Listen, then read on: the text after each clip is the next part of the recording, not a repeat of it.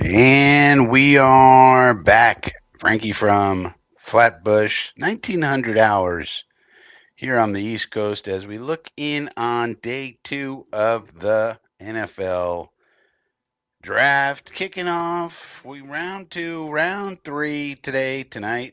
We'll be on for a long, long time until all these picks are in. Right now, they're showing highlights of Travis Hunter.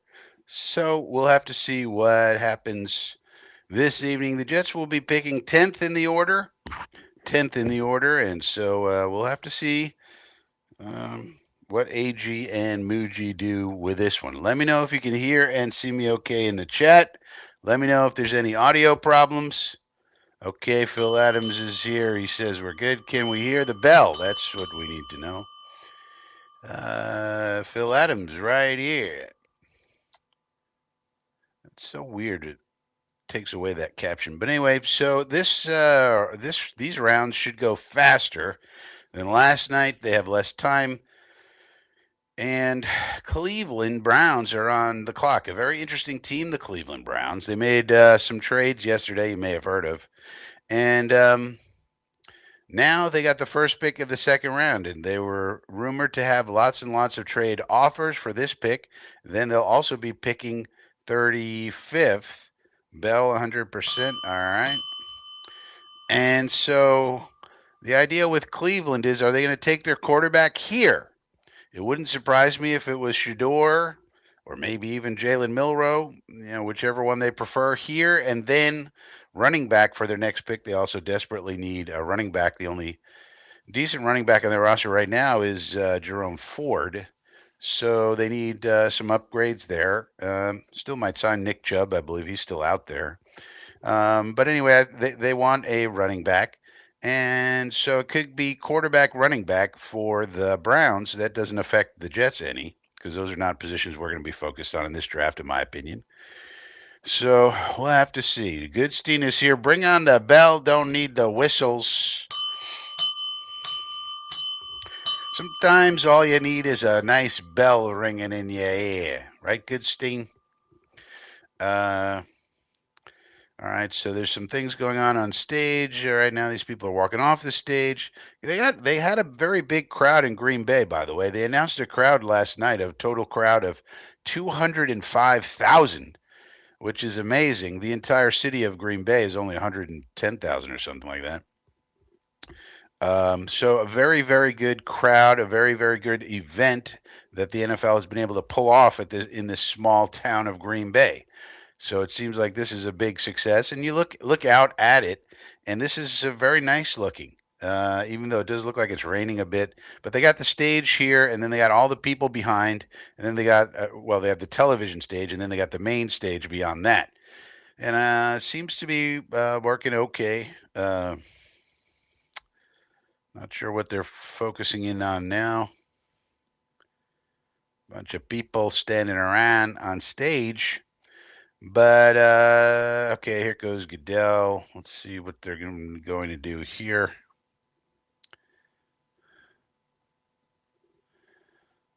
Oh, they got the legends. They they got a bunch of legends up there. Yeah, we're ready, Roger.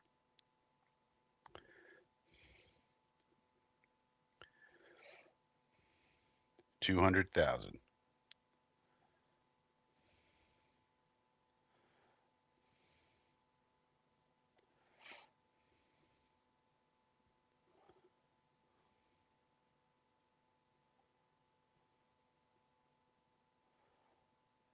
Who's the Jets legend?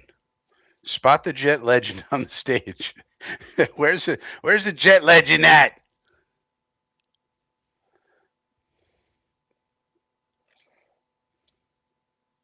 Sean Ellis?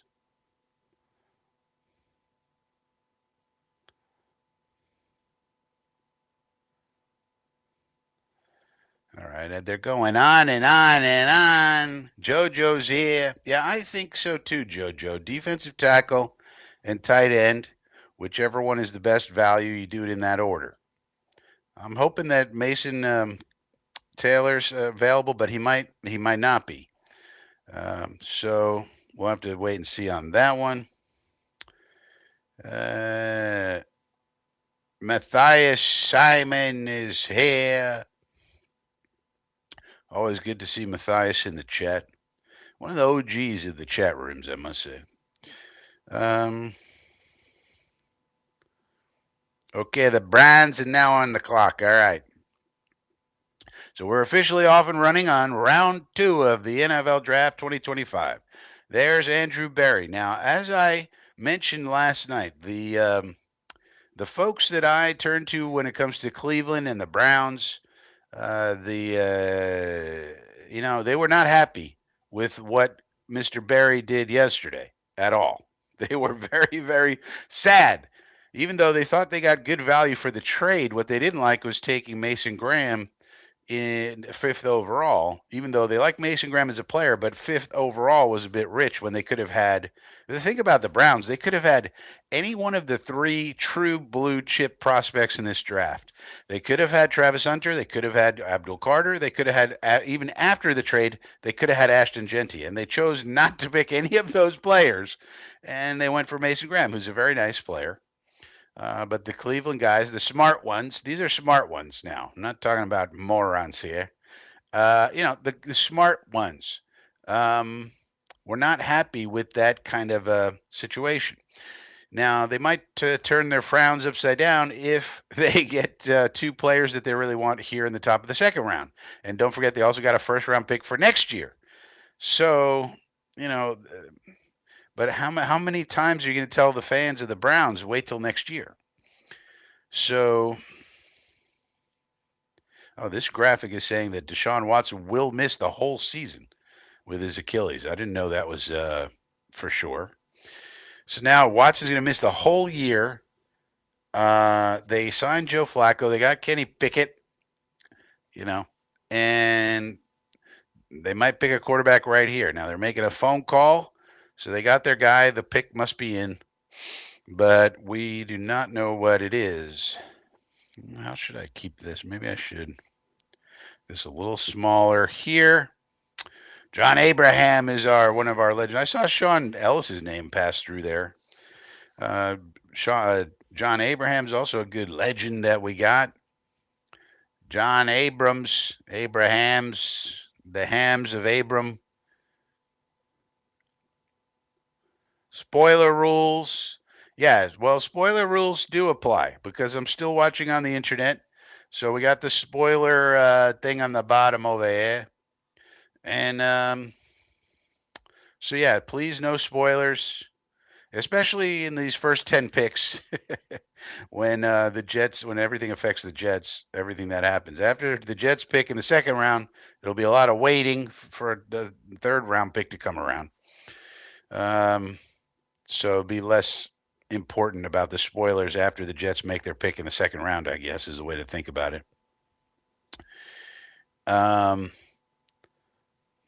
They seem to have made the pick, but we're not seeing the pick is in graphic. So making people wait, perhaps. Pick is in now. There's the graphic coming in. I'm also not looking at Twitter because people like Connor Hughes and other reporters just go ahead and spoil picks on Twitter for some reason. I don't know why they do that. So I'm not going to look at Twitter either until the Jets make their pick, which is 10th in this round. But the pick is in. The pick is in. We'll have to see what the Browns do. This will be very, very interesting to see what their strategy really is after making that big, big trade yesterday and picking up Mason Graham and deciding not to get Travis Hunter or Abdul Carter or Ashton Genty. They went defensive tackle 5th overall. And some of the Clevelanders were disappointed about that. But now we get to see, okay, what was the strategy here by Andrew Berry? He wanted to pick up extra capital, and let's figure out what for. So let's go, Goodell. Let's get on there. Let's go, man. That's actually the one thing that this draft, if the NFL wanted to improve this event, and it's not Goodell, it's a legend. This is their offensive tackle that's in the Hall of Fame. All right, very interesting to see. What is he doing? The U?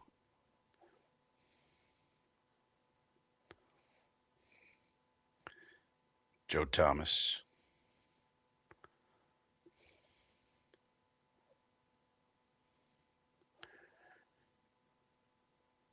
What? I think the Cleveland Brown fans are going to burn down the stadium. Now, this kid's a good player, don't get me wrong. Uh, they have chosen a defensive tackle and a linebacker when they desperately need offense. They have no wide receivers on that team other than Jerry Jeudy. They have no running backs. They have Joe Flacco as their quarterback. This is wild. This is frigging wild. What are they doing? What? Now, the kid's a good player, don't get me wrong. And Mason Graham's also a good player. I just don't understand when your problem has been offense, now you're building up defense. I don't know, man. I think Andrew Berry's getting fired. I'm sorry. Now, maybe it'll all work out and maybe they'll have a great season and everybody, they'll have an amazing defense, but I don't think the educated fans, I'm not talking about these ones on the screen here, the ones who have educated, informed opinions. I was watching their shows all this morning. They did not mention Carson Schwessinger as somebody that would be a target of choice. They did not. So that is wild. Now again, it's a good player. Don't get me wrong. He's a good linebacker. He can do things. So now they're going to have a super strong defense and no offense. And Joe Flacco trying to get it done at age 41 with no one wide receiver and no running backs. And now they'll pick up a running back here in the draft some point in time. But I mean, they're passing on a lot of talent. What are they going to do at quarterback? Maybe the next pick will be quarterback. This is really wild, man. This is wild. This is wild.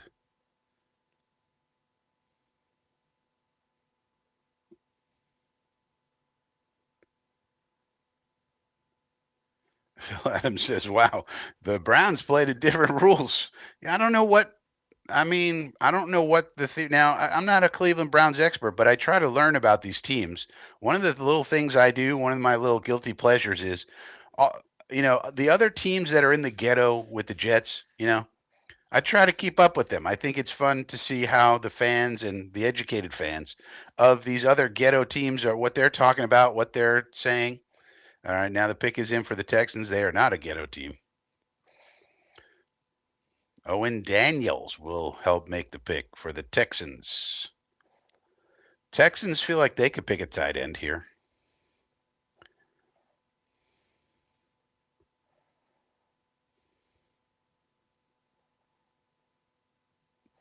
Oh, that okay. So there's the wide receiver. That was one of the wide receivers that we were going to target. Big, tall guy. Makes a lot of sense. The Texans lost Stephon Diggs, of course, and they one of their other big receivers is injured, and may come back, may not come back. So this makes a lot of sense. Get C.J. Stroud, another weapon here. So I like this pick. This makes a lot of sense. The Texans continue to make common sense, good picks. Nice job by Casario and D'Amico. Nice job by the Texonians. All right. So this makes sense. But as I was saying, like I try to keep up with some of these fan bases, like the Panthers and the Browns and some of these other teams that are in the ghetto with us, just for comparison's sake. And these Browns guys, man, they were not. Oh, there is a trade. We got a trade. We got a trade. The Seattle Seahawks are, I guess they're moving up. Yeah, they're moving up. So the Titans are moving out. Boy, the Seahawks are coming all the way up. So the Titans must have got a haul for this. What do you think the Seahawks? They might need an extra lineman. They might need. They probably need a wide receiver. Very interesting. Another trade. Another trade. Cleveland also has Kenny Pickett. Yeah, I told you Pickett wouldn't be good, and he's not good. Tiny Hands Pickett. You can't go with baby hands. I mean, maybe he could work in like a dome stadium place, but you can't be baby hands Pickett and in the weather. I mean, it just doesn't work. Too much fumbalaya. Some guy is here. He says they want 2 firsts for next year to take a quarterback. Probably want to tank. That's pretty risky. Some guy. Andrew Berry's going to get fired. I mean, they're just going to tank again. I mean, how much pain are you going to put your fan base through? So you're going to pass up on generational talent because you're going to risk next year? I mean, you don't even know who's coming out next year. Arch Manning may go back to school. I think there's a couple of them that are um, out of eligibility, but other than them, you don't know who's going to come out. You don't know who's going to surprisingly have a terrible season or whatever.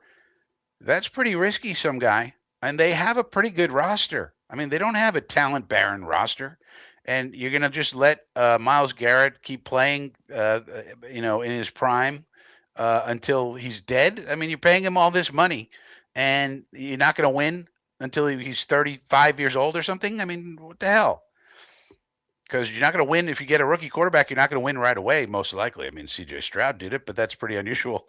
So, and then Stroud took a little bit of a step backwards after that. But so that'd be risky. Some guy. I don't think that doesn't seem like a good strategy for Andrew Berry. I mean, I think Kevin Stefanski's probably safe no matter what. I mean, he's a 2-time Coach of the Year. But Andrew Berry has done a lot of bad things, including that stupid Deshaun Watson trade and contract. I mean, nobody put a gun to Andrew Berry's head and made him give 18 gazillion billion dollars, all guaranteed, to Deshaun Watson. Nobody made him do that. Um, so, and then lots of questionable draft picks that have not worked out. And now he's picked a defensive tackle and a linebacker with his first 2 picks in this year's. I mean, I don't know, man. There's going to be a lot of teeth gnashing in Cleveland tonight. They thought they were going to get a quarterback. They thought they were going to get a running back. They may still get a running back at the end of the day, but I mean, geez. Whew, that is rough. The Browns, I don't know what Andrew Berry is thinking, honestly. Now, he's supposed to be like an analytics guy. He's supposed to be very bright, but he's made a lot of mistakes and his drafts have not been good. And then now he's going to have another bad draft and to hope the team loses again. I mean, I don't get it. So the Titans picked up an extra 3rd-round pick to move back, about 20 paces, 17 spots. So that's interesting that the Titans wanted to move back. They do not have a talent-rich roster as of right now. They're obviously trying to build it up down there with Callahan and Borganzi. So now the Seahawks are interesting. Of course, they signed Sammy Darnold, old friend Sammy D. So now how are they going to build up the team around him? They have had a lot of problems on the offensive line. They picked Gray Zabel yesterday. Perfect guy for the Seahawks, a guy named Gray, going to the grayest city in America, although Pittsburgh would rival it actually. But, so that makes a lot of sense. Gray Zabel, the ultra-talented, flexible, versatile offensive lineman, makes a lot of sense for them. So you wonder what they wanted to give up a 3rd-round pick for here so badly to move up. It kind of makes sense from the Titans' perspective. They need as much talent as they could get, so let's get an extra 3rd-round pick to move back. Okay, I can get that. Let's get some extra talent on our team. Now they're showing 45-second thing. What is this?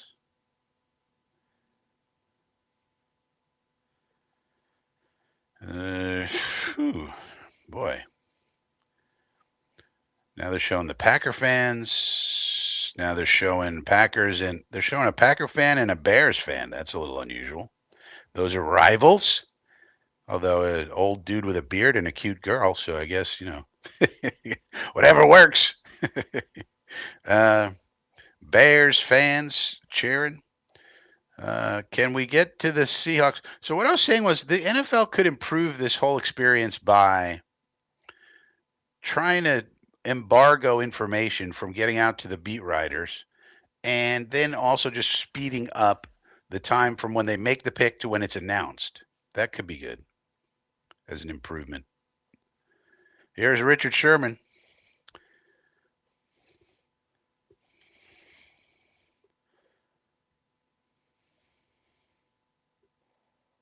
Let's go, Rich. Come on. Don't drag this out, buddy. Make the pick, sir.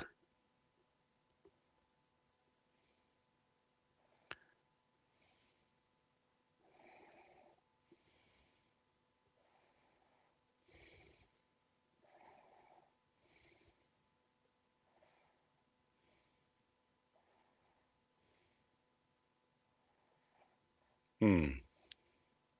So that's interesting. So what they did was they were like, okay, this guy is just too good to be sitting here. And they said, okay, this is too much of a value. We got to go up and get this guy. Makes sense. So I think the Seattle Seahawks are doing just fine with John Schneider and without Pete Carroll and Mike McDonald as the head coach. They're making smart picks. Um, they're making picks that make a lot of sense for their team. And now they're going to have Sammy Darnold slinging Sammy D, and we'll see how he does out in the Pacific Northwest. But this guy, he was just too highly rated to be sitting there. So let's go up and trade and get him because the value is just, very high. So this makes a lot of sense to me. Building up that defense, they do have a lot of pieces on the defense already. So good, I think, good job by Seattle on that one. And now Cleveland's back on the clock. Now, if Cleveland takes a punter here, I mean, come on. Cleveland selects John Smith, kicker, Alabama. What? Excuse me. uh, yeah. So the Seattle fans have to be feeling pretty good. Gray Zabel and then Nick Amanwari. Good picks. Good picks for the Seahawks. And the pick is in for the Browns. And like I keep saying, I'm interested in what our fellow ghetto mates do. So whether it be the Browns or the Panthers, Jaguars to a certain extent, although they're probably inching toward the middle class neighborhood of the NFL. And I'm just interested in what they do. Okay, here's Joe Thomas back again with probably a charity situation.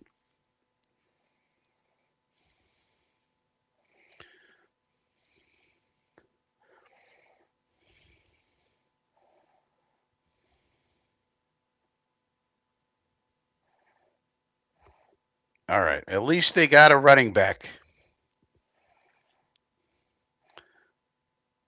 Now that makes sense. But they did not go get the quarterback. So interesting. All right, so they went defense, defense, and finally they got a running back. They needed one badly. So this pick makes sense. Ohio State is in Ohio, as is Cleveland, so this makes sense as well. So, they got their running back. Okay, makes sense. Finally, Andrew Berry takes a pick that makes sense. But somebody's sliding. So notice somebody's sliding. Who's going to take Mr. Sanders? Sanders keeps sliding down. So that's a good pick by the Browns. So that makes sense. And like I said, those other two guys are good players. I'm not saying they're not, but from a value perspective, defensive tackle and linebacker are not the most valuable positions. Now, those two guys could turn out to be Pro Bowlers, and hey, what's going on here? Okay. And maybe it'll work out, but boy, I do not think the Browns fans are going to be too excited. Now they're going to like Quinshawn Judkins. This is a good pick for them, and so this makes a lot of sense. But maybe the Browns really just believe in Joe Flacco to be the leader of this team. They desperately need wide receivers. I mean, they could get somebody later, but they desperately do need wide receivers. Jerry Jeudy, Cedric Tillman. Ugh. I mean, Judy's good, but after that, it's like, oof. And Njoku's a pretty good tight end. Now, no tight ends or defensive tackles have been taken so far. You got Vegas on the clock now. They're not going to take a tight end probably. New England could take a tight end. Chicago's not going to take a tight end. They have two of the next three picks in front of the Jets. And then you got New Orleans. They could take a tight end. But it seems like we'll get either the tight end of our choice or the defensive tackle of our choice. I guess. I don't know. We'll see what these next teams do. We got 1, 2, 3, 4, 5 more picks in front of the Jetsies. Yep, JoJo is doing spoilers. So now Miami's on the clock. Okay. So Chris Greer woke up. I think Chris Greer actually made a nice pick yesterday, even though it seemed like a bit of a reach. He did get a good player. But who would the Dolphins be moving up for? They desperately need offensive line. Um, they don't really need a tight end. They have Jonnu Smith, if I recall that they still have him. I know he had a nice year last year. Maybe they pick Will Johnson here, the value for them, and then they trade Jalen Ramsey, or they already have a Ramsey trade worked out. Maybe they go for Will Johnson here. That would be an interesting pick for them if they think his injury is okay, because otherwise that's the only thing holding Will Johnson back is that injury situation.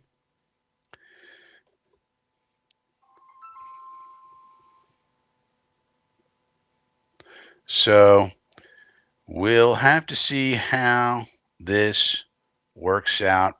And then after the Dolphins, it'll be the Patriots. So a lot of AFC East coming at you, coming at you. We got the Dolphins, then we got the Patriots, then we got Chicago, the Saints, Chicago, and then the Jets. You wonder what Chicago's going to do with those two picks. Uh, they do not need a tight end. We know that. Um, so it seems like the Raiders picked up an extra third rounder. So good. Nice trade. Trade backs are often the best, moves. So it seems like a good move by the Raiders. I believe this is Alec Ingold.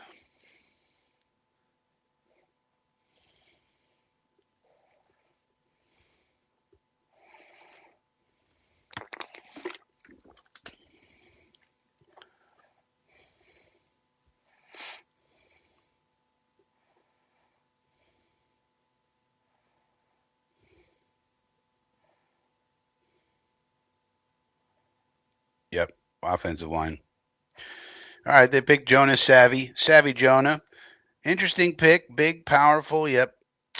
Mike Upati was a really good player, I think, for the Cardinals. Now so this makes sense. Okay, so Chris Greer basically now has solidified the defensive line on the interior with the Michigan defensive tackle Grant, and now he goes to offensive line.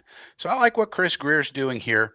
He moved up to get him because these offensive linemen come off quick. That's why you got to get them when you can. Um, if you wait around and think you're going to get a tackle later, you're not. So I really like what the Dolphins have done so far. Solidify the lines. I'm always a guy who's going to say solidify the lines pretty much all the time. And so they got Kenneth Grant, a really good defensive tackle. Now they got the offensive lineman, big giant Jonah Savvy. A lot of people really like that player. So, but no tight ends have come off really yet, and no. Let's see, and no defensive tackles really. Let's look at the big board. See if this updates in real time. I mean, yeah, it kind of does. So Shador's still there. Mason Taylor's still there. Obviously, Luther Burden is still there. If we want to go the wide receiver route, we still have Luther Burden's on the board, Joel Knoll, Jack Betch, Trey Harris, Kyle Williams. Wide receivers pretty deep. Defensive tackles, Ty Robinson, Darius Alexander, Alfred Collins, Joshua Farmer, Shamar Turner, Jamari Caldwell, TJ Sanders. A lot of defensive tackles still sitting there.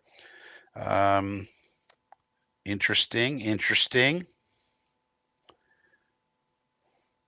There's a Back to the Future commercial. So that, what are they? Oh, they're tires they're advertising? That's weird. They're using Back to the Future to advertise tires, everybody. uh,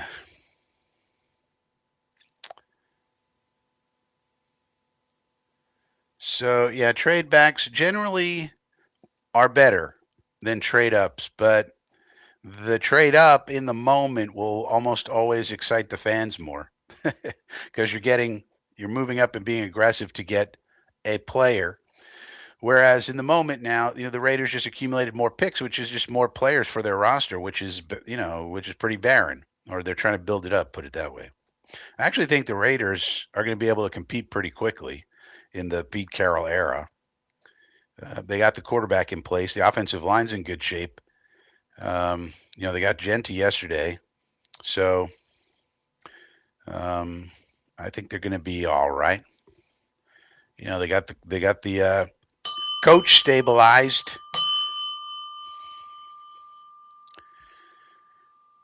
So let's see what the Patriots do. The Patriots need a lot of things. They need more offensive line help, even after picking Campbell yesterday. They could double up if they want.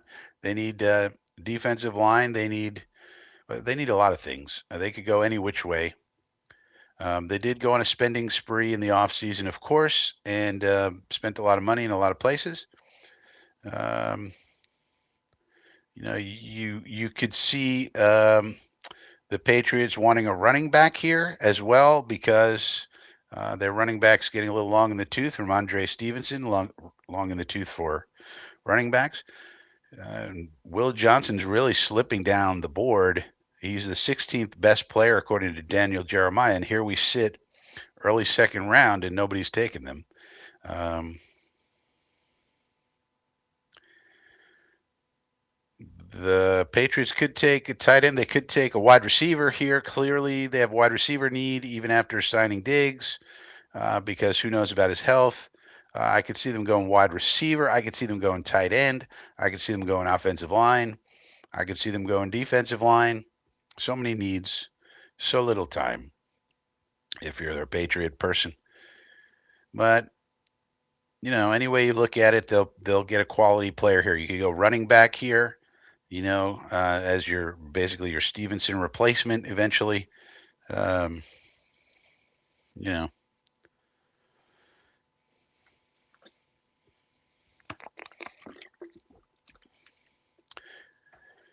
pick is in, the pick is in, everybody, the pick is in, but who will it be? That's what we're waiting to see. The pick is in, and will it win? We'd like to know, don't you know? Here comes, I don't know who these people are. Looks like charity again. Some charitable cause. It's always good to do charitable causes.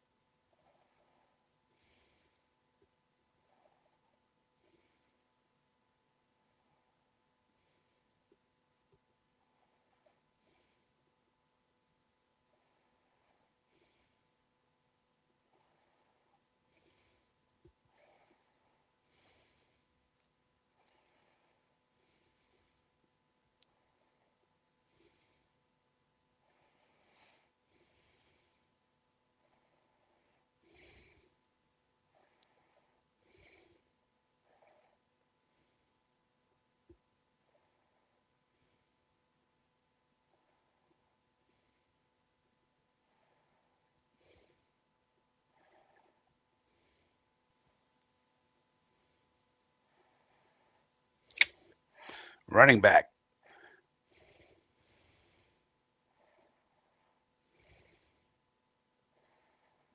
So the tie there obviously is Ohio State and Vrabel. Vrabel went to Ohio State. Now, you don't have to go to Ohio State to know Travion Henderson is a really good running back. So, yeah, as I was speculating, they go for the Ramondre Stevenson replacement in Travion Henderson. Very good running back out of Ohio State. They had two of them this year, and they go kind of back to back here. So, interesting. There's a little bit of a run on running backs here. Now we got Chicago, New Orleans, Chicago. So if we have our hearts set on one of two tight ends, we probably will get them because New Orleans could take a tight end, but Chicago really is not gonna. Why? Because they already have Cole Kmet, and then they picked Colston Loveland yesterday. So them picking a tight end would be crazy. But New Orleans could, which so maybe they take Mason Taylor, and then we have to take our second choice if we want to. And our second choice there might be Elijah Arroyo or maybe Harold Fenton Jr. Or we could go defensive tackle. We'll have to see what these next three picks are. But so far, all of the defensive tackles are still sitting there. Wide receiver Luther Burden's still sitting there. Jalen Knoll, Jack Betch. So Will Johnson continues to slide. Shedeur Sanders continues to slide. Where is Shedeur Sanders going to land? Dallas? The Rams? I don't think so. Arizona? I mean, one of these teams would have to, say, okay, we need a backup. Seattle? Interesting. Yeah, I think this is true, JoJo. Now they got Cole Strange coming back, and they gave Morgan Moses a ton of money, so they do have some pieces of the line set. I forget who their center is. They let David Andrews go. I don't know who's going to be their center. Maybe they'll pick him up later in this draft. So they have some pieces. They picked up Stephon Diggs as a wide receiver. So, and the defense is going to be good with Mike Vrabel there. I mean, so, and they of course have some good defensive pieces already. Christian Gonzalez, Christian Barmore, all those types. So, we'll see. Interesting pick. And now Chicago has two more picks. Chicago probably going to go defense, right? I think their offense is pretty well set, right? The offensive line is set. Tight ends are set. They have good wide receivers. Quarterback set. They pretty much have to go defense here, right? I would think. I don't know what else they need on the offense. Do they need a running back?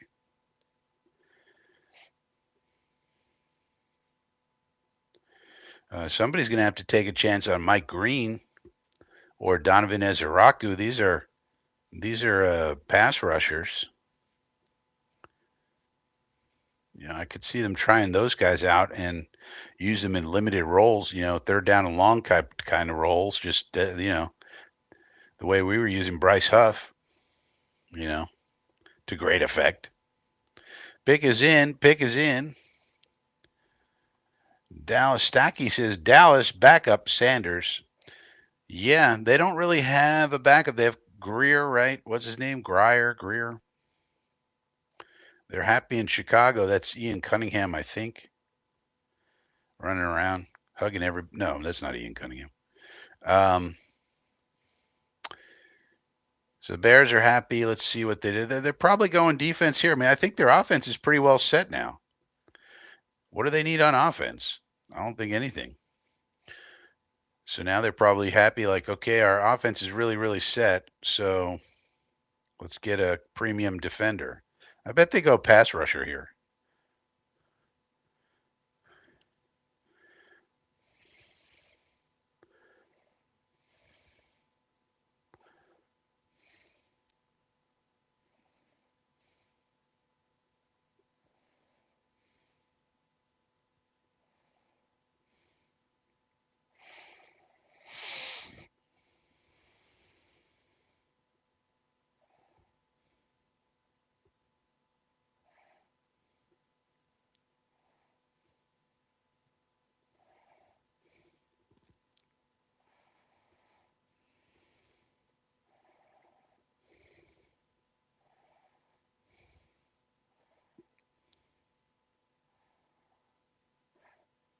What? How many wide receivers do they need? What? They have DJ Moore and Roma Dunze. I guess they needed another one. Let's give Caleb Williams 2 tight ends, 3 wide receivers, 17 running backs. What the hell is this? Well, look, I'll tell you this, man. If Caleb Williams cannot do it this year, then he cannot do it. I'm sorry. Like, how many weapons do we need to give this young man?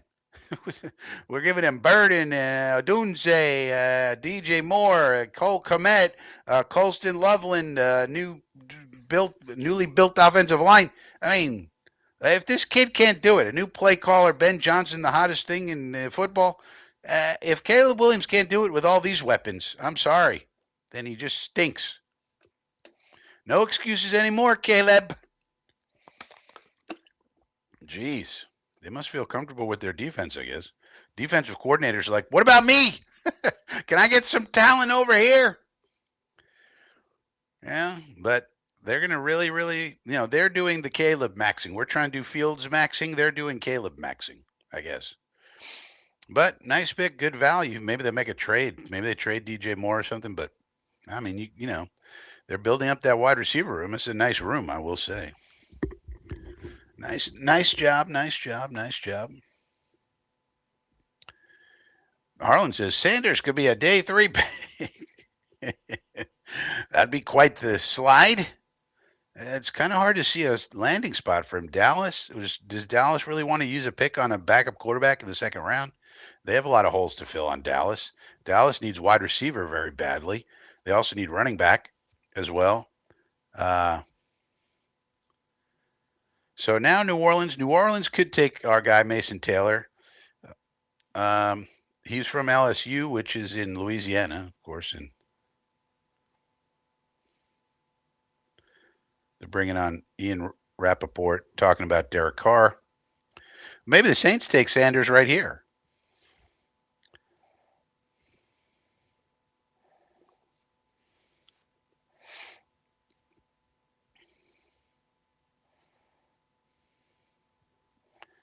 All right. So Ian Rappaport is saying they still don't know what's going on with Derek Carr, which is very weird. And so he's saying we'll know how confident they are that Carr is going to come back based on that, because they could take Sanders here or Howard or any of the other guys, Milrow, Ewers, McCord, so forth and so on. Shuck. Some people like a Tyler Shuck. Or they could take the LSU tight end and keep him in Louisiana, Jason Mason Taylor. So, and then Chicago next. I mean, they have to pick defense next, don't they? How many more offensive picks could they possibly have? Maybe they could pick a running back too. Let's get more weapons. Caleb needs 1,000 million weapons to succeed. Well, give him the best chance to succeed. Now, it'll be interesting to see. Now, Chicago, I think they have a really good team, and it all depends on how good Caleb Williams is going to be now. But the roster is pretty solid. All right, everybody happy in New Orleans. Let's find out why. Because now Mickey Loomis has been their longtime GM. I think he's been there since, I don't know how long, 1999 or 2003 or something. Look at these cuties over here. But like 2003, Mickey Loomis hasn't done anything since Drew Brees retired. I mean, the guy gets no criticism whatsoever. And yet all of his success was with Sean Payton and Drew Brees. As soon as those two left, they've stunk. So I don't know. Nobody's putting Mickey Loomis on the hot seat. Why is that? Can someone explain that one? All right, let's find out. This could be the landing spot for Shador, or they could steal our tight end that we are looking at. Let's see.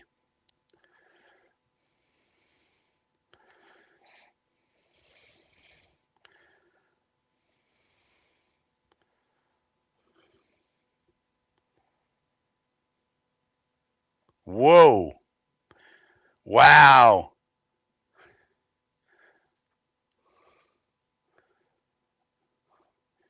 Wow. So now not only Jackson Dart, but Tyler Shuck surpasses Shador Sanders. Amazing. So they do go quarterback here, interestingly.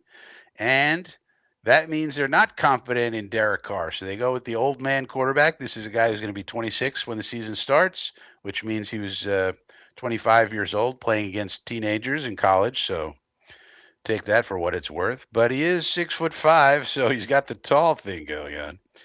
Um, Interesting. So now we can take whatever tight end we want, it seems like, unless Chicago is going to triple down on tight end position. Who knows with Ryan Poles? Maybe he's going to get another wide receiver or something. But I would think they're going to pick defense. But basically, we have the pick of the litter of what we want here.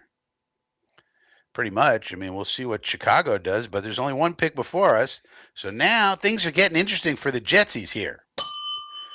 We could, I mean, I don't want to say anything. I don't want to jinx it because Chicago's already surprised me by picking Luther Burden, although it's a great value pick. Maybe it's D line. So, like, if Chicago wants to go D line, they could pick Ty Robinson, Darius Alexander, Alfred Collins. If they want an edge player, they could go Mike Green, Donovan Ezeraku, Landon Jackson, Nick Scouerden, and a bunch of others. I don't know if they need a safety. If they need a safety, they could pick Xavier Watts, for example, would be a nice pick. So, but trade. Oh, shoot. God damn it. Well, if it's did the Bills trade up? The Bills are not taking a tight end. You wonder what the Bills are taking here. Why would the Bills trade up? Probably for, I don't know. What would the Bills want? Defensive line? Edge? Maybe the Bills want Mike Green, you know. The tight ends that the Bills have are Dalton Kincaid, that they spent a first round pick on not too long ago, and then the other guy, Dawson Knox, that they gave a contract extension to. So the Bills are in a position where, I mean, their roster is strong as hell. So, I mean, they can pretty much do whatever the hell they want, but maybe they want another wide receiver. They have a pretty decent wide receiver room, and they spent an early pick. So I'm not sure exactly what happened here. Basically, the Bears picked up an extra fourth round, and they did a pick swap. So that's pretty good value for the Bears. But let's see. I bet you they're going to pick an edge rusher like a Green or an Ezeraku. They at this point the Bills just need specialists. You know what I mean? At this point, they're just looking at it going, all right, what if it's third and long? Let's bring in this, pass rushing demon like a Mike Green type. When you have a roster this as strong as the Bills, that's what you can do. Or like a backup for Joey Bosa, knowing he's probably going to get hurt. So they picked up their cornerback in day one, so they don't need that anymore, pretty much. And so I think edge is the play here. Somebody to back up Joey Bosa, doesn't need to play much. In case Joey Bosa gets hurt, then we still got our pass rush guy behind him,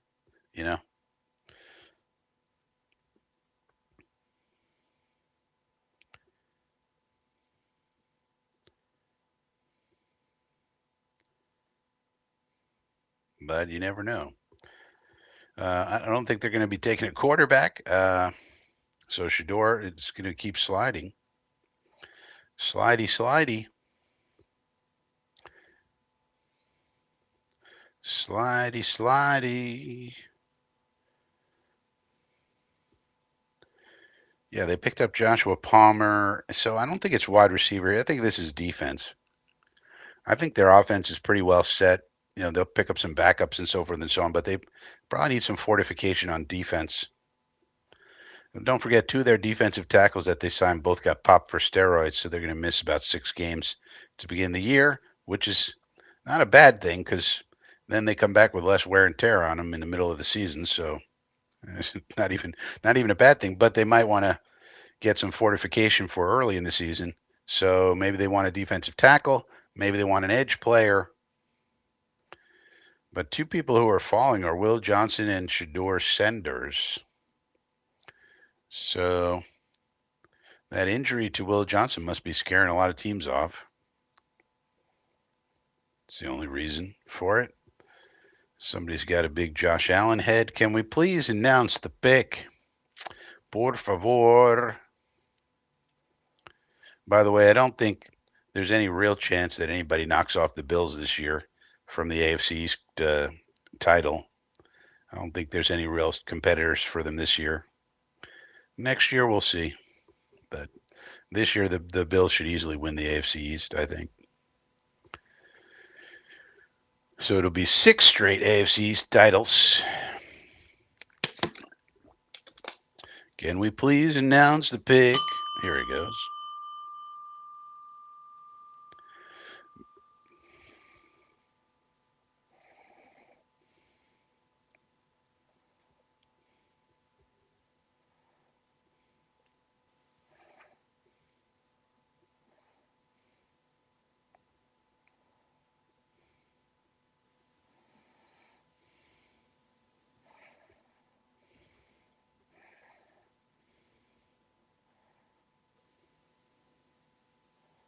Yeah, right.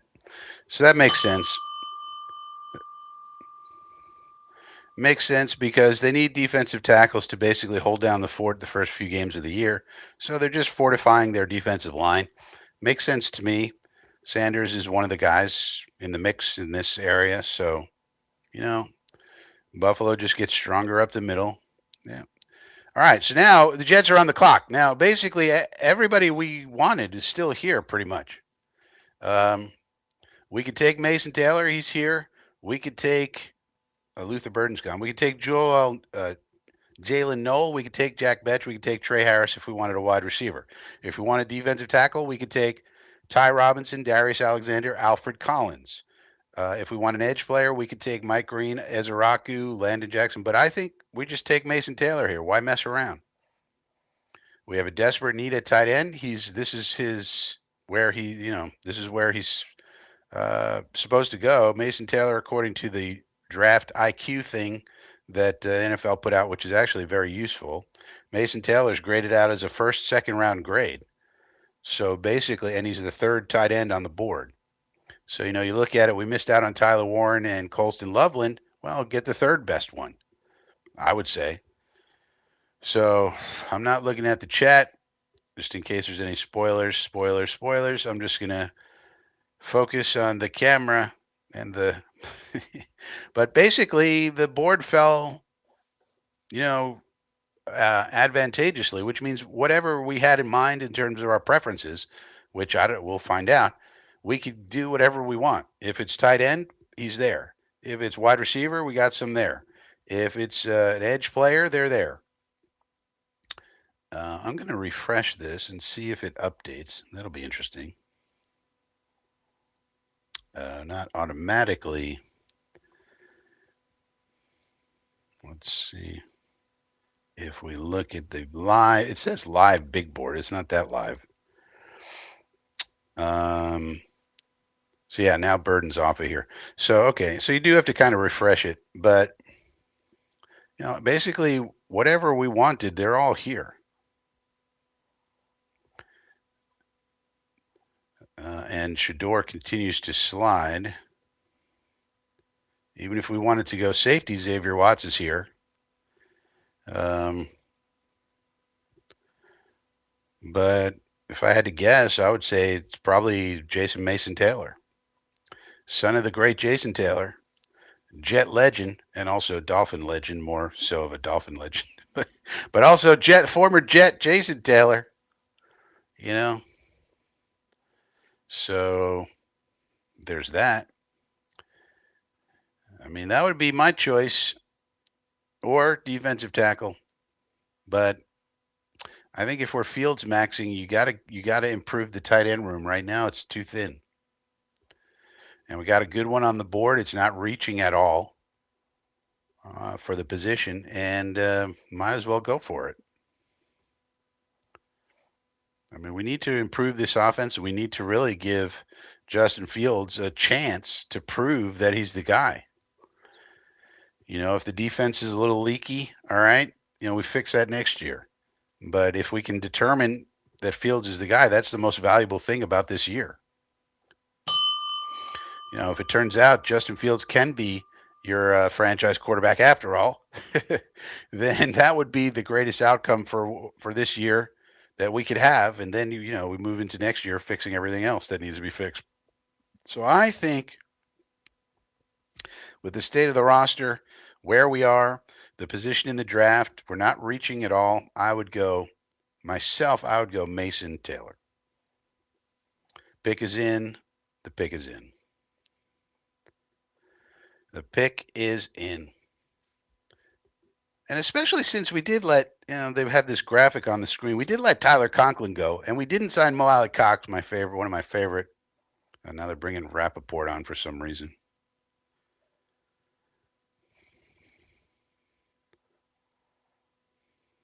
Okay, they're talking about, all right. So they're bringing Ian Rappaport to come on to tell you that Shedeur Sanders could be drafted as a backup. Wow, we couldn't figure that out ourselves, Ian. Thank you so much. Let's bring on this $1 million insider to tell us he could be a backup. Oh, couldn't figure that out. We need $1 million insider to tell us this information. All right. But that's what they're talking about here. But really, let's talk about the Jets. We let Tyler Conklin go to the Chargers for $3 million. We didn't pick up Molly Cox, who signed for $2.2 million. So we were not aggressive. We did sign Stone Smart, so that was a nice signing, but he's more of a flanker. He's not going to do much blocking. So let's get a combo guy. Let's get a wide tight end. There's the Jets draft room. We're clapping it up. We're happy. Spielman's in there. Muji's in there. AG, Woody, all of our scouts and so forth. There's John Carr. All right, here it comes. Here it comes, baby. Is it Mason Taylor? Is it Darius Alexander? Who might it be? Who might it be?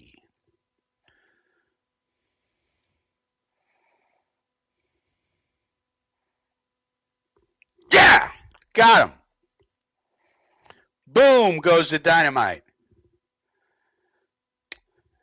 I'm liking the AG Muji regime. There we go. Polished, elusive yak, Zach Ertz, offense.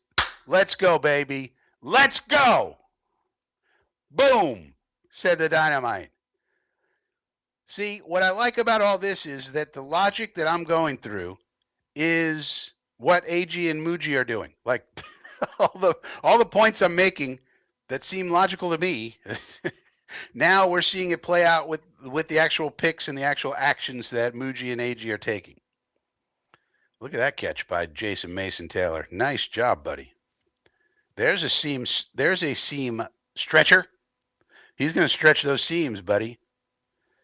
Yeah, the son of the great Jason Taylor. So good bloodlines. Jason Mason Taylor. Jason Taylor, of course, is also on the Jets. Let's show some pictures of him on the Jets, buddies. No, they're not going to do that. But he was a Dolphin Hall of Famer. But at the end of his career, he did play for the Jets. All right. So it makes sense, man.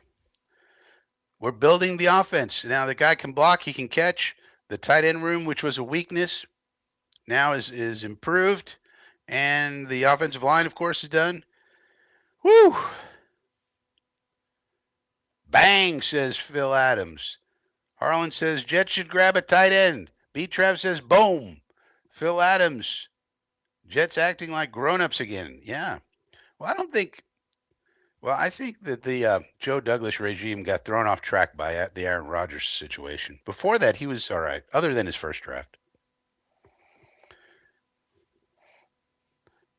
I think the 49ers go running back. Oh, no. Holy cow. So the 49ers go defensive line. Robert Saleh is all over this. I mean, Robert Saleh cannot coach people who are not elite players. It's like the biggest indictment of Robert Saleh ever, that his team, whatever team he goes to, has to draft 10,000 defensive linemen very high in the draft. Now, this Collins kid is really good. So now what's going to happen is the 49ers are going to think they have a really good defense. And they might, but uh, if you have first and second round picks at every position on the defense, do you have a good defensive scheme or do you just have good players? But nonetheless, now the 49ers are going to have a problem with their offensive line. I mean, they need offensive line desperately. What are they going to do there? I don't know. But basically, Kyle Shanahan is just, um, you know, what do you want to say? Giving over his power to Robert Saleh, and Saleh just comes in and says, "Give me all the defensive linemen," and they do. They do.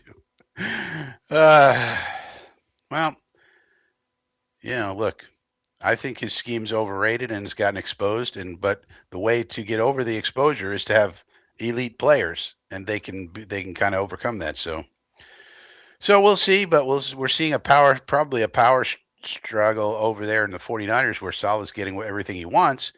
Um, and on offense, Kyle Shanahan has a lot of players that are old and breaking down from CMC. Ayuk's coming back from injury. Who knows when he's going to be back? Trent Williams is a million years old. The offensive line is breaking down. Brock Purdy can't throw the ball in the rain. I mean, what kind of offense you get? Kyle Juszczyk, you just signed back for 2 more years after he basically does nothing. He touches the ball once every 2 games. They're kind of a mess, but they're building back up the defense. I mean, this is one thing you could say.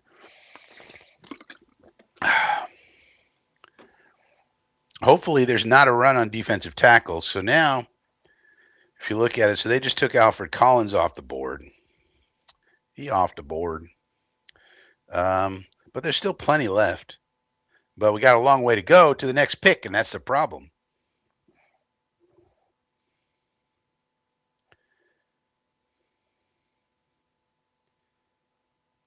So we might be looking at players like Omar Norman Lott. We did have him in for a visit.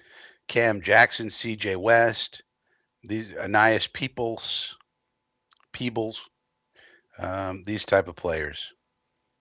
Because these other guys are probably going to get scooped up here soon. We're probably not going to have access to Darius Alexander, Joshua Farmer, and so forth. I thought he might have taken Cam Scatterbo there with that pick on the 49ers. Shador continues to fall. That's going to be a continuing story. Also, Will Johnson. I guess teams probably just took Will Johnson off their boards because of his medicals. Maybe we could sign him as a UDFA. Be a hell of a signing. Now that we've made our pick, maybe I should check on our beat writers.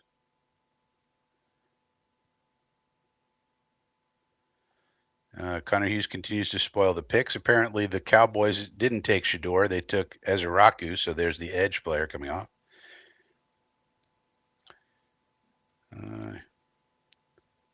They're just quoting the scouting report.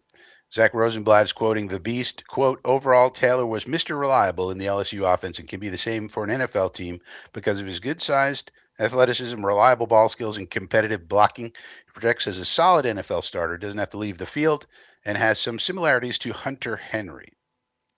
So, excellent job. TJ Sander, plenty of uncleanness. All right, so they're not saying anything interesting, these football geniuses. Yeah,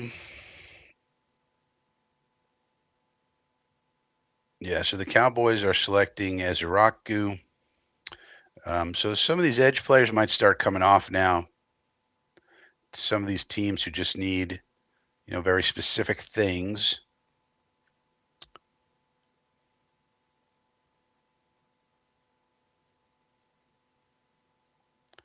All right, so nothing really newsworthy here.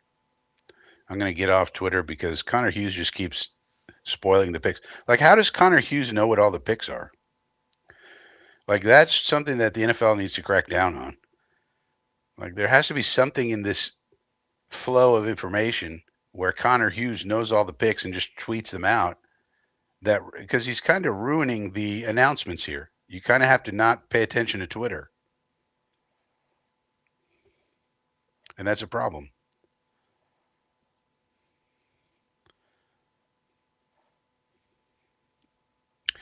Now, the Cowboys desperately need wide receivers. I mean, they need some offense here.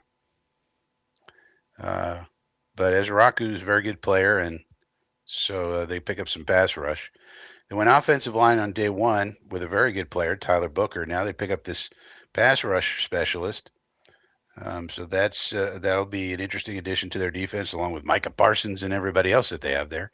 So it's certainly a good pick. But I think a lot of the fans are thinking, what about wide receiver? What about running back? Who's going to be their running back this year? I don't even know who they have at running back. They were talking about trying to trade for Brees Hall. We're not trading Brees Hall, folks. All right, so we're not going to look at Twitter because Connor Hughes just spoils all the picks. I'm not sure why. He shouldn't even be allowed to do that. Like, it should be someone should tell him, hey, stop it. John Liv is here. I'm just glad you're back on YouTube. John, I've been back for a while, man. Check out the videos. Subscribe to the channel. Give a thumbs up. Subscribe if you're new here, by the way. We're trying to build up our subscribers. We're going to give away, if you can see in back of me, I got a Garrett Wilson Funko Pop figurine.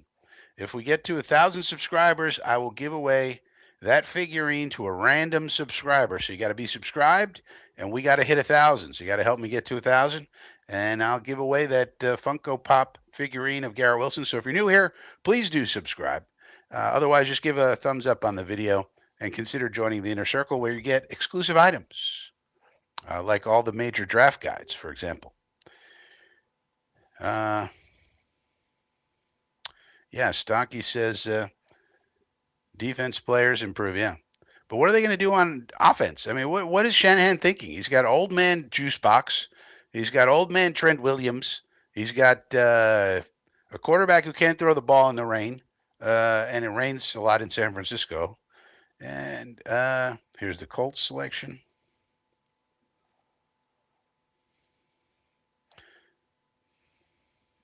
Okay.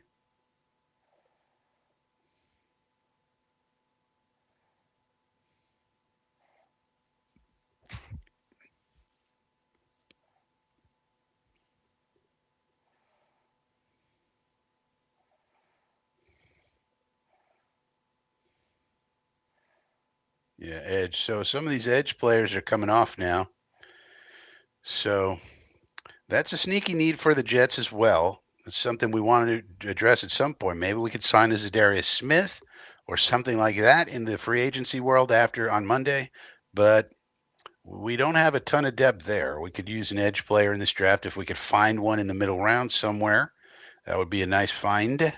But some of these players now are coming off the board. But I would think for sure the next time we pick, we got to be thinking defensive tackle. I mean, there's just no two ways about it. That's a desperate need, not a sneaky need. And after that, probably safety. Then after that, who knows? It depends who's on board here.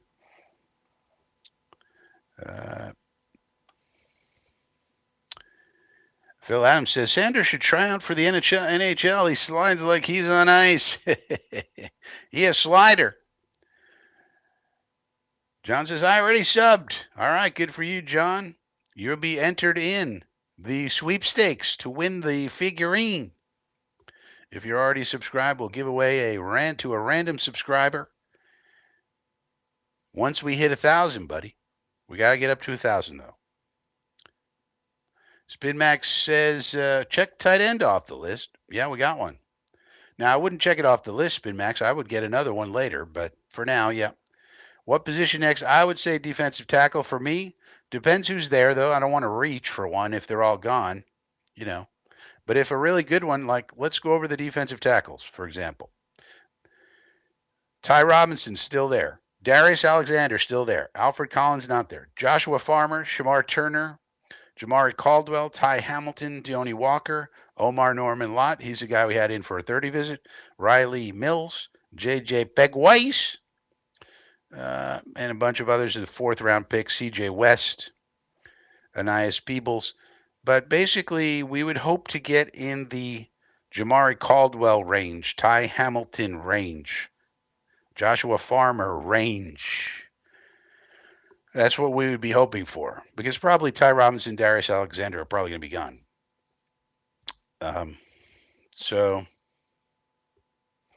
that's what I would say. Now, if all those guys are gone, then we probably look at maybe wide receiver, depending who's there. Wide receiver still on the board include Jalen Knoll, Jack Betch, Trey Harris, Kyle Hamilton, Jalen Royals, Alec Ayamanor. And so those are all guys you could take who have third round grades. If we wanted to go safety, Xavier Watts is still there right now. He's got a second, third round grade. Kevin Winston Jr. still there, and Andrew Makuba is still there. Billy Bowman's still there. So some good safeties in the mix if we wanted to go that way. If we wanted to address edge, Mike Green's still there. Landon Jackson, Nick Scourton, Jack Sawyer's still there. Femi Oladejo's still there. So Princely Umanileme, however you pronounce that name, the Prince is still there. Ashton Gillott is still there. So there's tons of great players still hanging around. And I doubt we would want to do it in the third round, but these tight ends are not coming off the board either. Arroyo, Fannin, Ferguson, Helm, all still there. Evans, Brenningstool, Jackson Hawes, my personal favorite. So lots of good players remaining. But me personally, I would focus on defensive tackle unless they're all gone.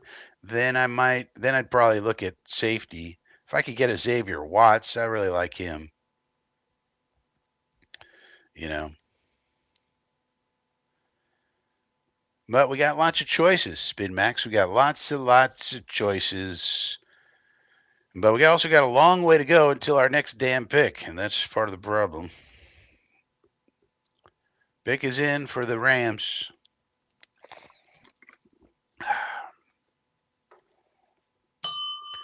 Rams pick is in.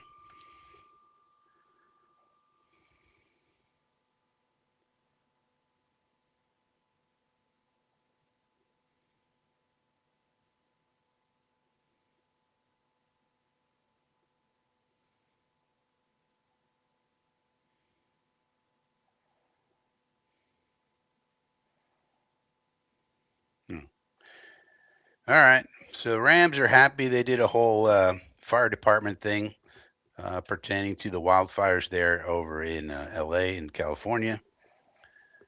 So they're all happy. Les Snead and Sean McVay. They seem to be some of the smarter people in football. Those bums over there.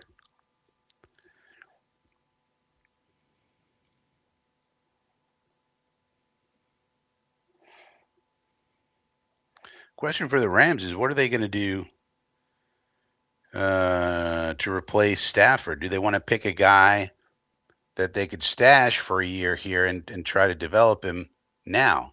Or are they willing to do that? So they could take a quarterback here, for example, perhaps.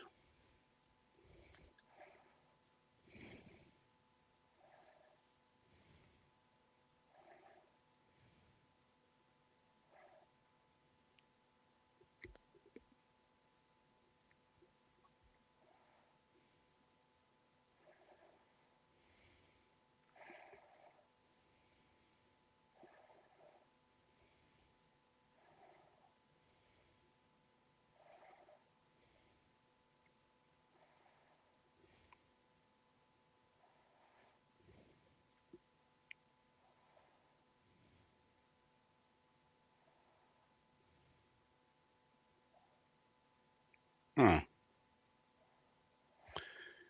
All right, so they went tight end. So good pick. Just addition to the offense. They're expected to compete. I think the Rams. The NFC West is going to be very interesting this year. The Arizona Cardinals. It's time for them to shine. Like, let's go. You know, JG and Monty Ossenford over there have had their time to build the team. So it's like, let's go time. No more building it. You got Kyler back. Let's go. You know, and then you got the Rams who have Stafford and Devontae now, along with Puka Nakua. Now they add Terrence Ferguson to the mix. So they're expected to compete with all those young defenders that they also have.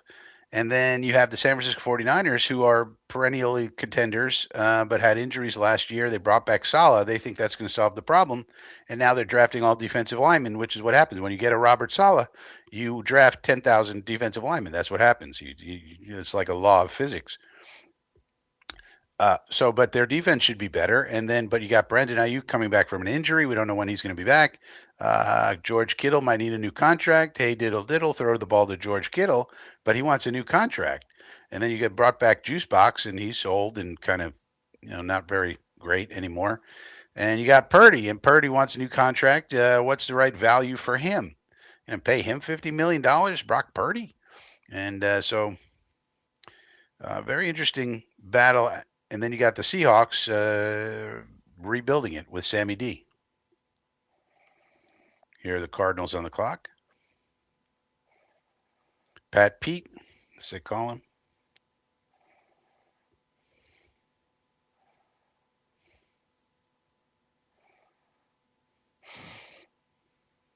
Ah.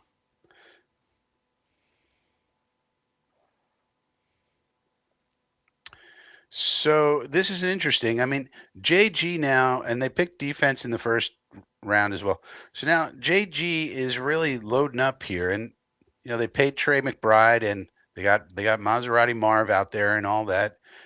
So now this is time, and now they got this kid who's like the 16th ranked player and only slipped because of injury. So they must have been comfortable with this injury thing.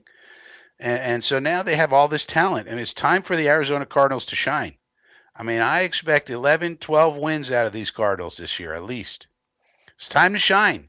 I mean, you can't be rebuilding for 7,000 years. I mean, it's time to go for the Cardinals. It's red wave time in the desert. There's a desert, but there's also a red wave. Somehow that's contradictory, but they also call the fans the Bird Gang. Also, sometimes they're called the Red Wave. Sometimes they're called the Bird Gang. A gang of birds. That sounds a little weird because gangs are very violent, but birds generally are not. So, anyways, the point is the Cardinals. It's time to shine. Let's go, JG Austin Fort. It's go time. Sorry, you can't be building for 10,000 years. Let's go. So I expect big things out of the Cardinals. You got your quarterback. His name's Kyler. He's tiny, but he's fast and mighty. And you got your tight end. You got your Maserati Marv. I mean, what more? What more do you need? You got Paris. We'll always have Paris. You got Paris Johnson on the offensive line. I mean, let's go. Let's go. You know, I'm expecting big things out of the Cardinals. Mark it down. And if not, I will be very disappointed in them. Pick is in for the Texans. Talking about Will Johnson with Ian Rappaport. Now, the Texans should draft some sort of offensive lineman, I think. They reshuffled their offensive line. They signed Laken Tomlinson for some reason. And they need fortification. I would think they're going to pick an offensive lineman here, if I had to guess.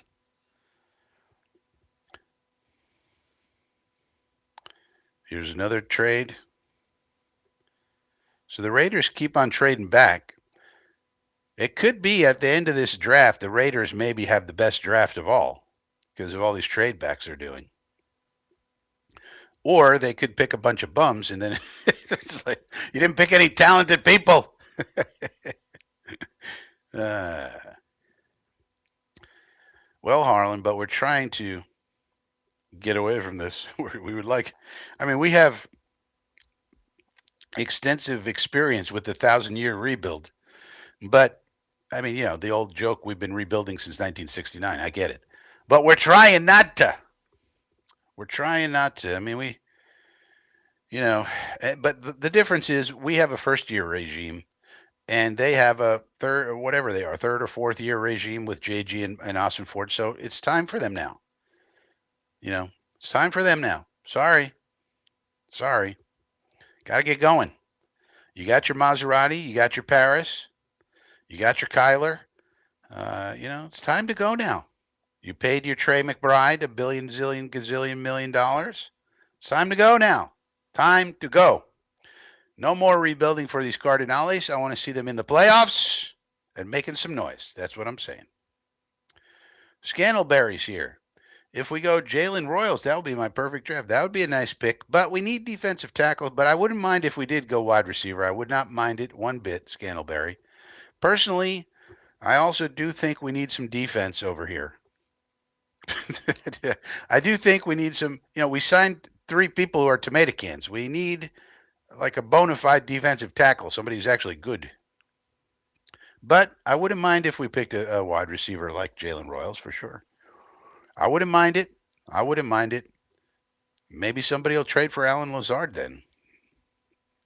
I mean, he's only making a small amount of money now, so maybe some team might enjoy an Alan Lazard trade. But nonetheless, but there's a lot of wide receivers that are on the board. So Royals is there. You got Noel Betch, Harris, Kyle Williams, Royals, Umanor, Torrey Horton, Savion Williams. But yeah, so Royals is sort of like the edge of where I would want. I would like any one of those guys: Noel Betch, Harris, Williams, Trey Harris, Kyle Williams, Jalen Royals. That's pretty much the edge. So, but I would take any one of those guys if they're still around. If they're still around. So now let's see if we can go to the Draft Central big board.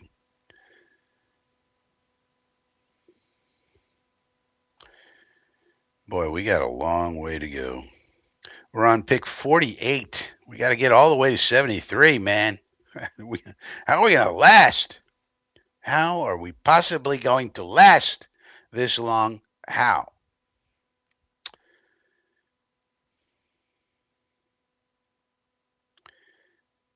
Well, put it this way. There's 1, 2, 3, 16, 17 picks. And then 8. So 25 picks. We got 25 players that are going to go off the board here. It's really hard to project out who's going to be available at this point. But at some point, the running backs, there's going to be a run on those. At some point, there's going to be a run on cornerbacks, which we don't need.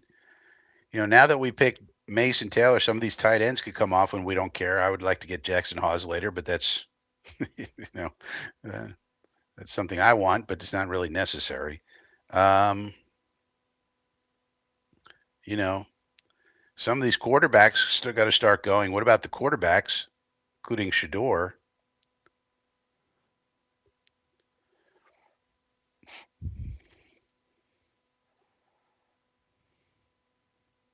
Yep, offensive line. Right. So they came up. They said we gotta get some offensive linemen here. So that makes sense. So again, Nick Caserio and D'Amico Ryans continue to do very logical things for the Texans team. They had to get somebody. This is a big giant guy. I don't know if he's going to be great or not, but he definitely has a lot of potential. But now, so some of these players, some of these offensive linemen now have to start coming off the board also, because all these teams that need offensive line that took care of some other things, they got to start looking at offensive linemen, because there's going to be a run on these guys. Let's go to the live big board. Well, why don't we show this? I don't know if you guys are looking at the live big board or not. Let's try and show this here. I'll be careful. Do this here. Yeah, they got this live big board here, which is really, useful. It's kind of small to see, but, some of these offensive linemen, Jared Wilson's still on the board. Tate Ratledge is still on the board. Miles Frazier still on the board. We picked up Miles Frazier in the 6th round in our mock draft. That's not happening. So some of these guys have to go off. Tackles. Somebody's got to take M'Bow, Grant, Ozzy, Emery Jones, these people that we're not going to take. Arroyo's got to come off the board. Harold Fannin Jr. Shador, Milrow. There's not really been a run on safeties. Only 2 safeties have been taken, according to this. Watts, Winston, Makuba still there. Cornerback, there's going to be a run on cornerback. At some point, somebody's going to start taking Trey Amos, Benjamin Morrison, et cetera, et cetera. Some people say this Revel kid is the best of the bunch, but he had an injury. Bengals selection is here. They took a linebacker. I don't know anything about this kid, Demetrius Knight Jr. So, we should be in shape. Good shape. We should be able to find either a really good defensive tackle, or a really good wide receiver, or a good safety. One of those has to be available. Oops. Wait. See, this is why I didn't want to do that. Now this is going to be copyrighted. Jesus Christ, Frankie, what are you doing? So we're gonna keep this here. So we should be able to get either a good value defensive tackle, or a good value wide receiver, or a good value safety. Remember, our safety room is pretty thin too. I mean, we signed Andre Cisco. That's good. We re-signed Tony Adams. He's not so great. So we're pretty thin there.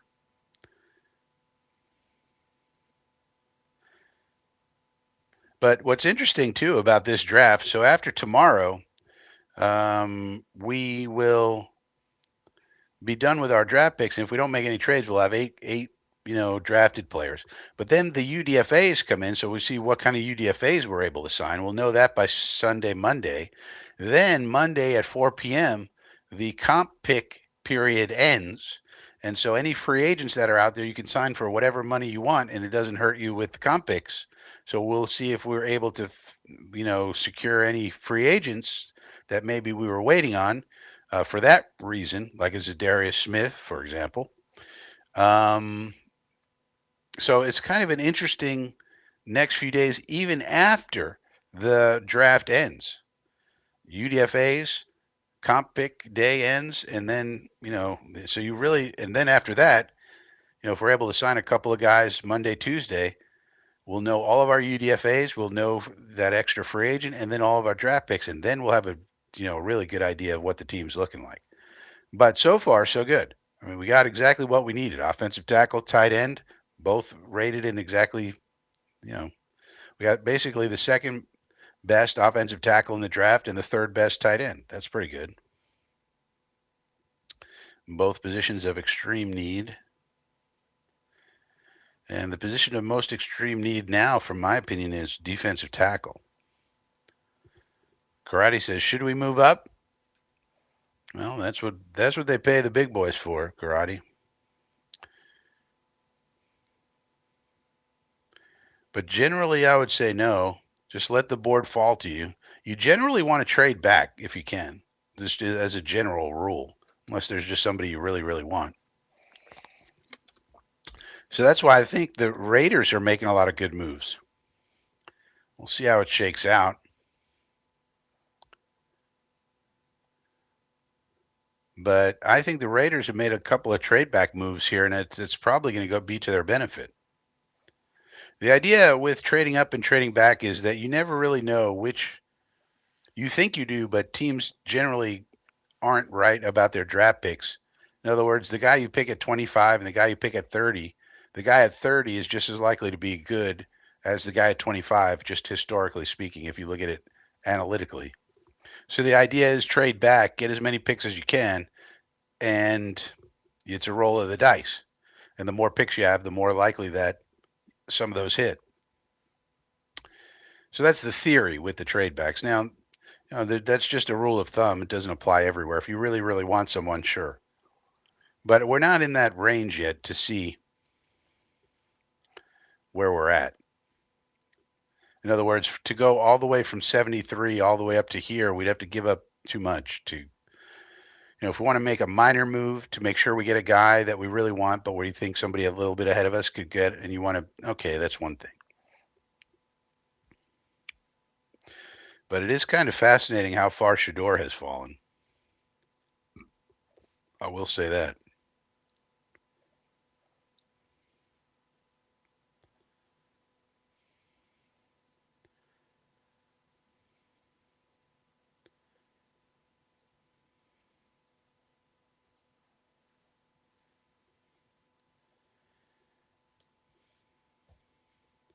And probably nobody's going to really say that we had a great draft.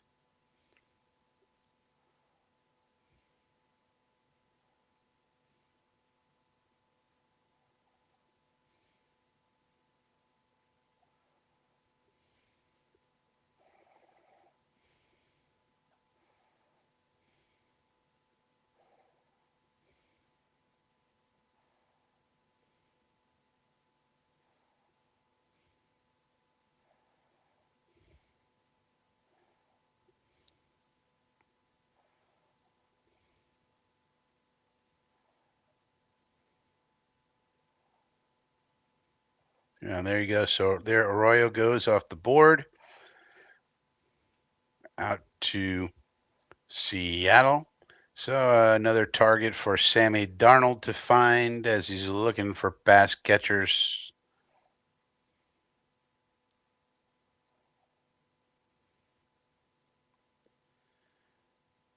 So I like this pick for Seattle. Good value pick. We'll see how it plays out. Grove Pete is here and he's stoked. We are stoked. We are Stokely on Kent. Uh, offense, offense, offense. 82nd all the way every day. 80 deuce on the loose, Grove Pete. Boy, I like what the Seahawks have done here. Gray Zabel, Emanwari, and now Arroyo. Nice picks. Good job. Yeah, so Grove Pete, it just shows you that the new brain trust they're doing the right thing so far. They're doing what they should do. In other words, we didn't start picking safeties in the first 10 picks. We didn't start picking they've made very reasonable picks so far. We only got two guys, but they were the ones we wanted pretty much.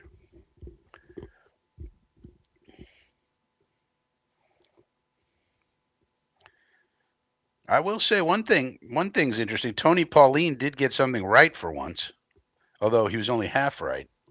Tony Pauline put out a tweet earlier today saying the Jets really, really want Mason Taylor. That's the part he was right about. He's usually wrong about 75% of the time. But what he was wrong about, he said, but he's not likely to be available to the Jets.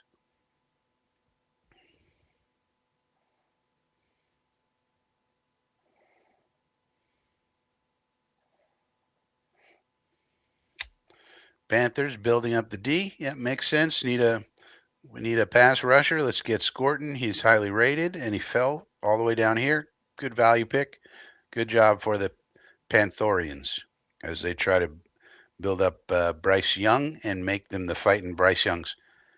But you know, that's. I think the Seahawks are doing a really nice job. But yeah, the so we basically have had very logical picks, which is just what you want. You just don't want craziness, you know. So we'll see what they do here, but it's going to depend on what the board looks like as some of these people start coming down here. Julani is here. Sanders to the Raiders. I don't know. I don't know where Sanders is going to go. I don't know. The Raiders do seem to be all in on Geno, for the Pete Carroll era. Now, the thing to keep in mind with the Raiders, they're in a win now mode because of Pete Carroll's age.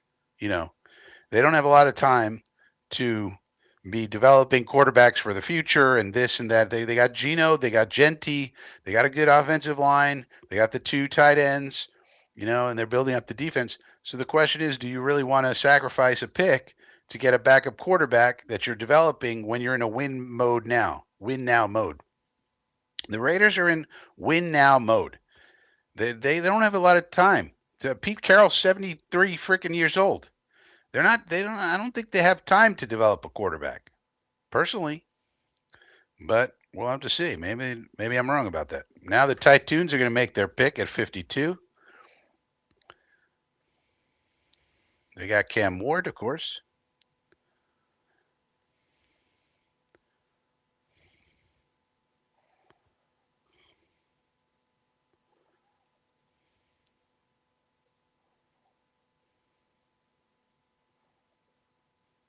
Ah, they took Femi Aladejo. That's a good pick.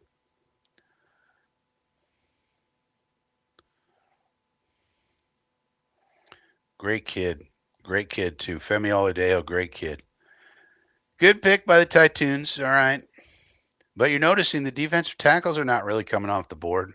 Wide receivers aren't really, and running backs aren't coming off the board yet, anyways. The edge players, there's a little bit of a run here on these edge players, so that makes sense. Offensive line, they're running out of those.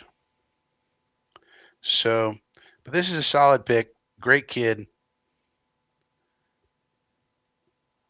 Good job by Callahan and crew. Stacky says, shouldn't we get a bounce with the new coaching staff? Last year players could be better. Well, we thought that with Adam Gase. How'd that work out? You don't really get a bounce with a coaching staff. Now, I will tell you, there's very specific exceptions to that rule. So, for example, when Kevin O'Connell coaches a quarterback like Sam Darnold, he can, really help Sam Darnold. That's a different kind of circumstance. I'll tell you what could help us. One particular player, Stacky. I've spoken about this a lot, but we're going to be running an RPO offense. And when you start learning about RPO offenses, the guy who's on the teach tape a lot of the time is a wide receiver out of Western Kentucky. Do you know his name? What wide receiver out of Western Kentucky could possibly be on teach tape for an RPO offense? Well, who could that possibly be? Who could it be? Stacky. Who could it be? I wonder.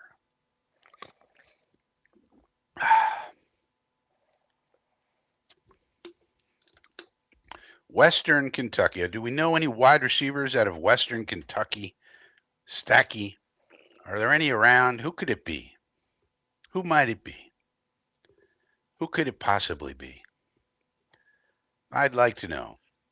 They have these things called teach tapes where the coaches are teaching using these tools to teach their players an offense or whatever it is you're looking at. And in order to teach, you need tape, which means video. And on this teach tape for the RPO offense, which we are going to run this year with Justin Fields, who's excellent at it, by the way, a lot of times you're seeing a wide receiver out of Western Kentucky. Who could that be? I wonder. Who could it be? I don't know. I don't know. Let me know in the chat what do you think. Who could it be? Let me know in the chat. All right, in the meantime, I'm going to refresh this big board, see who's actually still available. Go to the live big board, they call it. It's a really handy tool they got.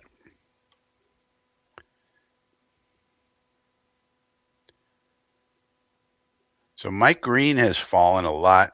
I think those character issues are the reason for that. Shedeur Sanders is still there. All right, so Karate's got it. Yeah, it's Malachi. So I turn on this teach tape to learn about RPO offenses, what we're going to be doing with Justin Fields. And who do I see? Malachi Corley sitting there. And they're like, okay, this route, that route, and it's Malachi running it. And they're using it as teach tape, which means it's the best. He's doing it like the best out of all the college, players in order for the coaches to teach it.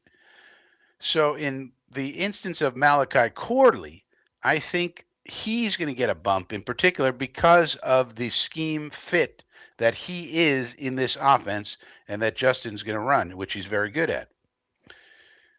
So there's an instance where you get a bump. You want to call that coaching bump, but it's just we have this kid. He knows how to run these routes, and he does it so well that he's on the teach tape. And just so happens that's the offense we're now gonna run. We did not run that last year with Aaron Rodgers. And so now he's a much better fit for that. As an example. Now that's not really coaching. It's not like we're coaching him up and we're gonna sprinkle magic coaching dust on him.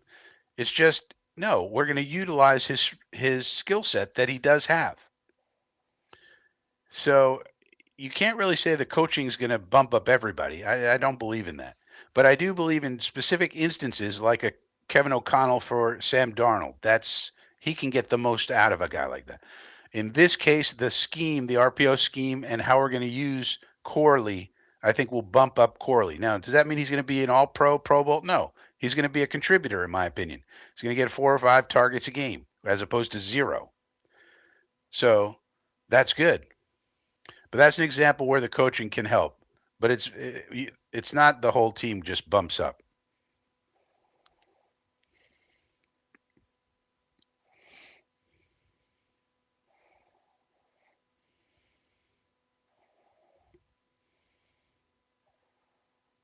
Cornerback.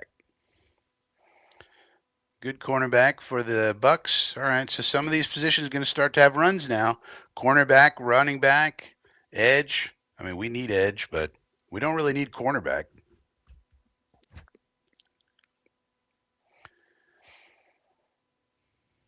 And Shador continues to fall. That's probably going to be the story of the night.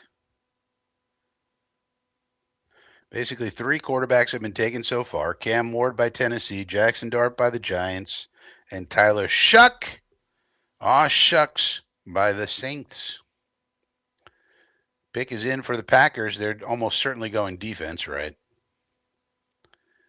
After they broke their history and took a wide receiver in the first round yesterday, now they're probably going to go back to their old ways and get some defense here.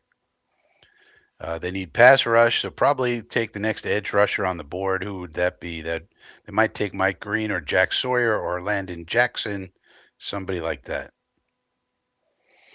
I would assume, or corner. They could also go corner. They could also go corner. Trey Amos would make sense. Azarai Thomas, AZ, I think they call him.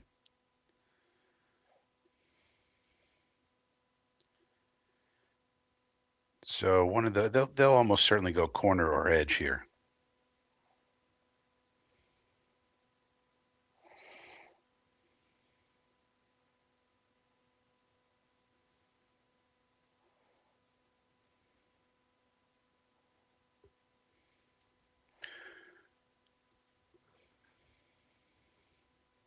20 picks to go. Phil Adams says, "I know." And they keep doing all this charitable stuff, and I get it.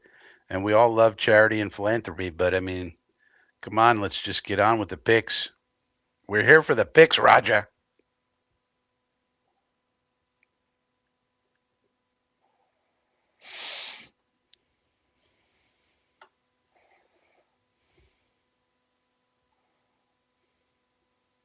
Old Jordy Nelson. They couldn't afford to get Aaron Rodgers out of his ayahuasca cave, so they got Jordy Nelson instead. They couldn't even get Brett Favre.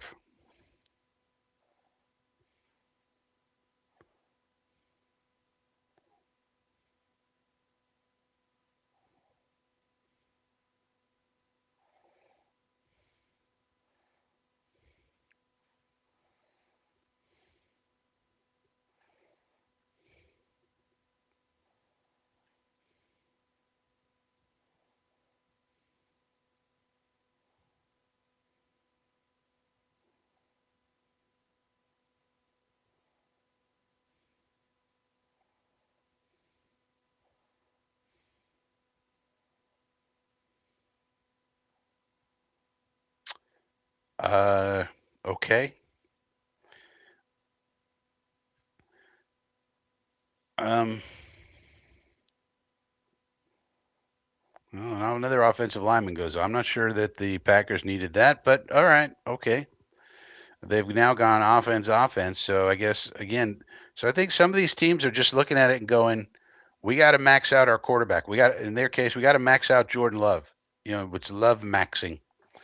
And same thing with Caleb, right? Caleb, we got to do Caleb maxing. And same thing with us. We're doing Justin Fields maxing. You got to max out. In other words, you got to give your quarterback a real chance to succeed. Otherwise, you don't know for sure what you got. And so I think a lot of these teams are realizing that. And it's, you got to give them protection, you got to give them playmakers, and you got to give them a play caller. And if you have those three things in place, then you can fairly evaluate the QB. Like Caleb Williams this year has no excuse. None. Zero. I mean, unless there's tons of injuries or something. But he's got everything he could possibly want. But he's got the play callers, he's got the playmakers, and he's got the protection. The three P's are in place. So, you know, they're going to try to Caleb max. We're doing Fields maxing. That's the way it goes. Staggy says, that's why I'm here. Info. Yeah, man. Tell your friends because information you get at the Frankie channel, you don't get other places. Other places are way more popular. But at the Frankie channel, we give you information other people don't have. Now, that's a lot of people don't want that information. Some people just want the pablum. I give you the real stuff. But only if you're an elite video watcher. Harlan says Belton is a good player. Yeah, I'm not familiar with him, but I thought the Packers were good across their line, but maybe they needed some help there. I don't know.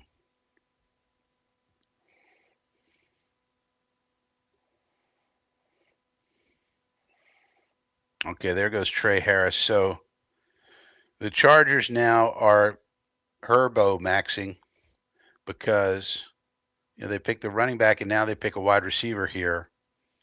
So they're trying to get the most out of Justin Herbert, and the Chargers really should compete this year, right? Also, so they're sort of in the same boat as the Cardinals. There's no reason why the Chargers shouldn't be competing.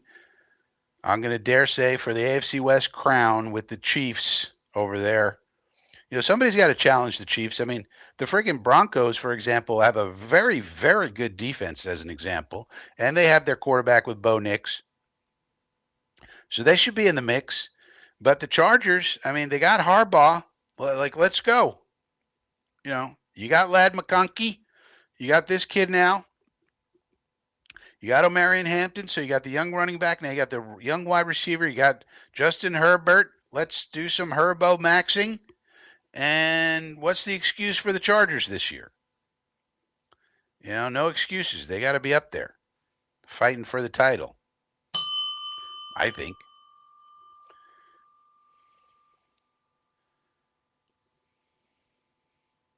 Pick is in for the Bears. The Bears will probably pick another wide receiver. So Trey Harris goes off the board. So, but Betch and Knoll are still there. Kyle Williams is still there. We had him in for a 30 visit. Royals still there. All the defensive tackles are still there. A lot of them. Safeties are still there. So interesting. JoJo, receivers are coming off the board. Might need to go D-line or Milrow. I don't think we're going Milrow. That's not what we're doing. That's great, PC. It's great value. That's the guy I wanted. Given the other two were gone, he's the third best tight end in the draft, and we got him at perfect value. The other two went very early in the first round. We couldn't get him, so we got the third best one. That's great. It was exactly what we should do. Membo and Jason Mason Taylor. Perfect. Exactly what we wanted.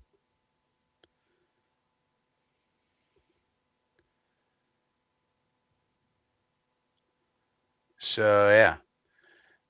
One thing you wish these picks would speed up. That's what you do wish.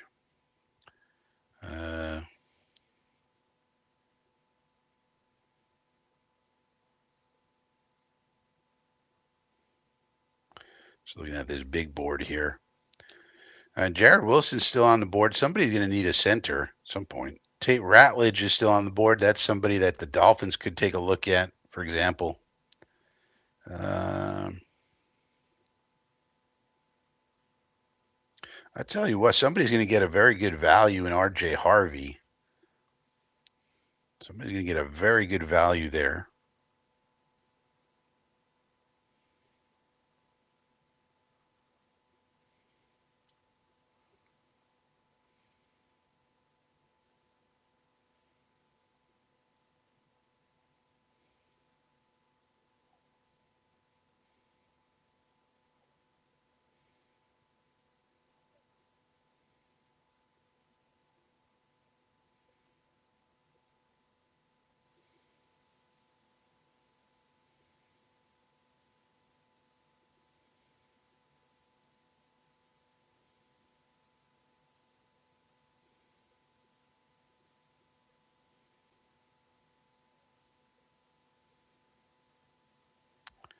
All right, I'm just checking the Twitters to see if there's any news.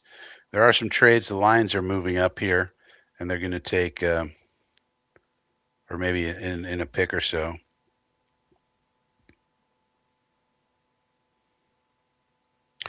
I thought the Lions made a nice pick. I mean, they're very stout in the center of their defense. I think they are really trying to stack up and protect against.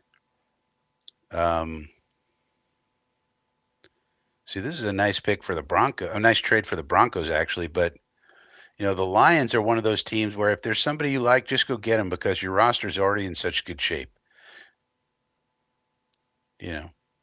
Unlike some of these other teams where you just want to stack up players. For the Lions, if you're going to move up a little bit, get who you want because you just need specific things. Very specific roles, whatever that may be, a backup this and a backup that. So we'll have to see.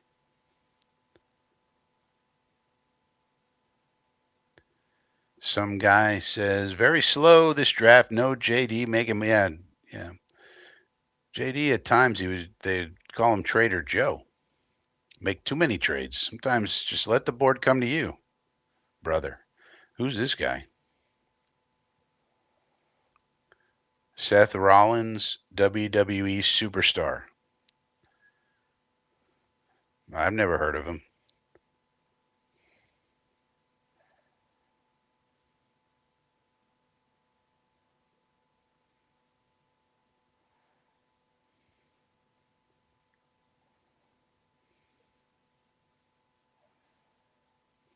This guy's an idiot. Can we get to the pick, dude?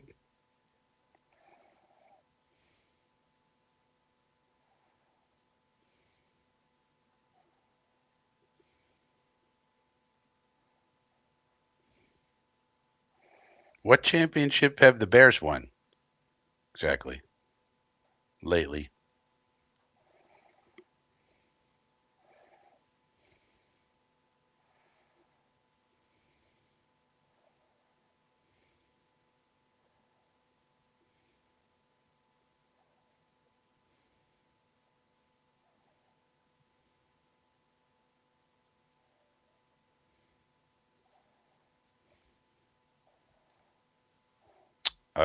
Okay, dude. Let's go.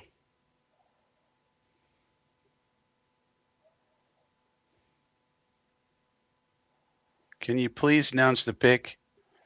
Look at this man bun moron.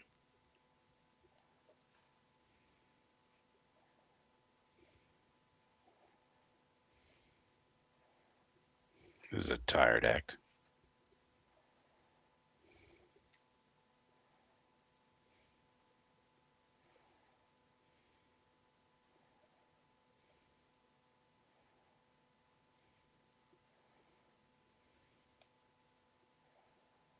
All right, there goes Ozzy. Bye-bye. So, yeah, so a bit of a run on the offensive lineman now. All right, get out of here, Rollins. Nobody cares about you. Thank you very much. So we'll see how this plays out. But now, like he went before Mbow and Charles Grant and so forth. Anthony Belton went. The linemen are starting to get thin. I don't think we're going to get another one, JoJo. I really don't think we're going to get another one. I mean, we'll sign some UDFA's, but if I had to guess, I don't think we're going to get another one. We got a lot of holes to fill on this team. And I do think that guys like Carter Warren and Max Mitchell can be backups. Max Mitchell can play guard as a third backup. Remember, our backup guard is Josh Myers. So we need some depth there, but, maybe UDFA's. I don't know. How many offensive linemen can you really have? Chooks is going to make the team as a backup, probably. As a backup. Phil Adams says, there goes Domsey's buddy from the combine. I don't know who that is. PC says, wow, looks like Sanders will drop out of round 2. Yeah. Be hysterical if Sanders didn't get drafted at all. That'd be pretty funny. Lions are going to select now. They'll probably get an edge rusher or something.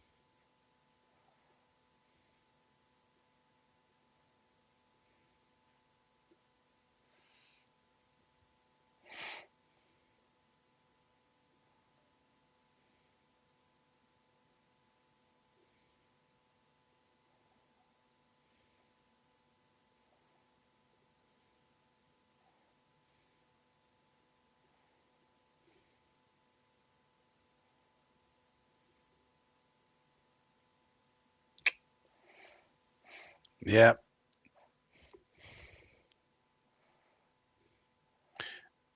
they're just fortifying their lines for depth. I mean, now they're just doing depth stuff, which is what they need to do. When you're at the Detroit Lions stage of where they are, they're now in the gated community. They're a team that used to be in the ghetto with us for a long time, and now they're in the gated community. When you're in the gated community, now you just take up backups and people you're going to develop in the pipeline and all this. So solid pick by them. Yeah, solid pick.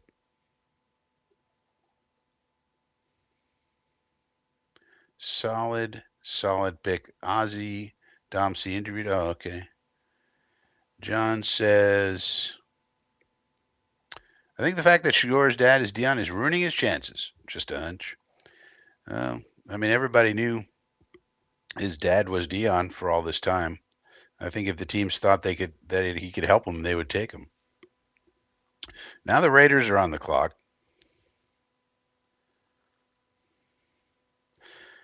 But again, I mean, do you really want to take a backup quarterback with a second round pick when you have all these other needs and you're the Raiders or a team like that? Second round's coming. Got a few more picks to come to an end. 1, 2, 3, 4, 5, 6 more.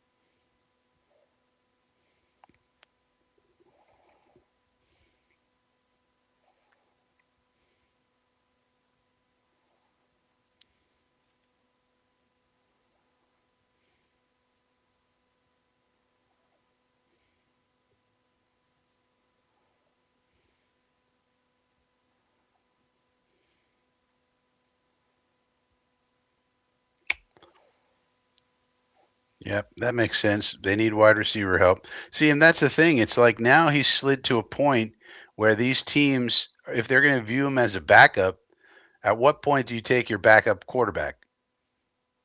Because these teams have needs. Like the Raiders needed wide receiver help. They needed Jack Betch type. You know, these teams, you know, backup quarterback. You know, if you have your guy, there's not a lot of good fits. So Betch goes to the Raiders. All right. So, look, if you're a Raider fan, I think you're pretty stoked. You're pretty stoked by this draft. Spytek and Pete Carroll are killing it, I think. So, yeah, Raiders are going to be back on the radar, it seems like, as long as Geno plays well. And so, this is that's good. I mean, the Raiders are one of those old blue blood franchises. It's always good when the Raiders are involved in, a playoff hunt and all this. They have a great, they have a great fan base, of course. Used to be in Oakland, now they're in Vegas. So I think the Raider fans got to be pretty stoked about how things are going under old Spy Tech and Brady and Pete Carroll. You got Shady Tom Brady over there. Then you got Spy Tech. And then you got the gum chomper and chief in Sneaky Pete Carroll over there. So things, I think, are going pretty well for the Raider fans.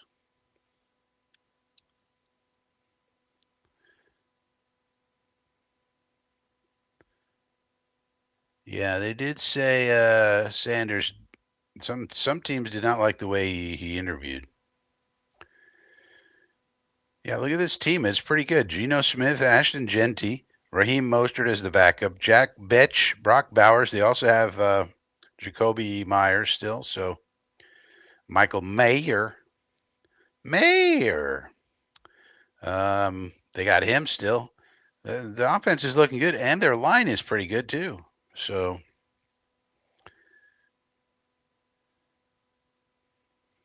all right, Ravens now pick is in. Ravens, one of those teams where they could do whatever they want, All right, so this is the end of the second round. So the third round is going to be starting soon. I'm going to take a little bio break. I'll be back in a second, and in the meantime, you can listen to a song. How about this song? Listen to this song, and I'll be right back. 1, 2, 3, 4.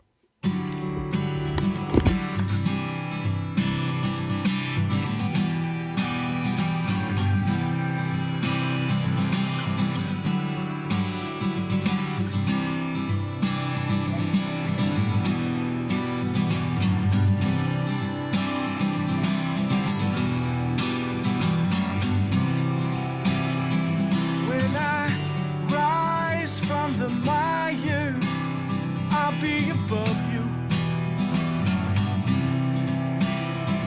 It's a crime that desire had to corrupt you.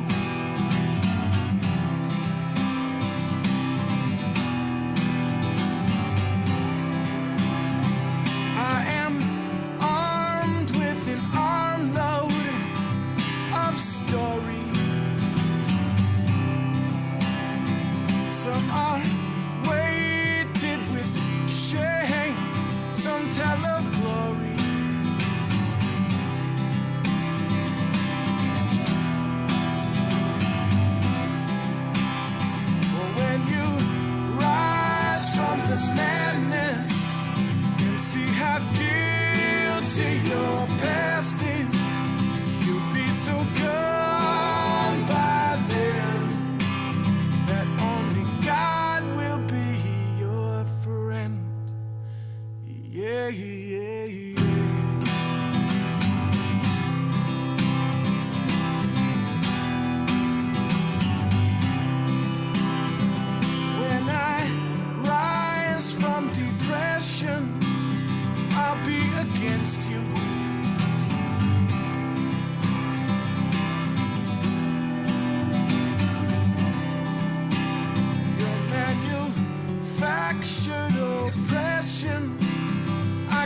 it freed you.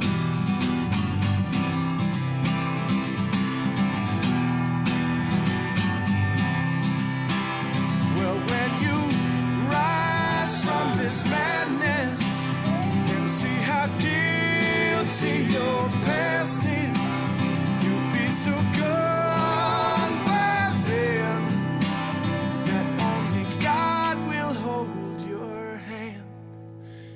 Yeah, yeah, yeah.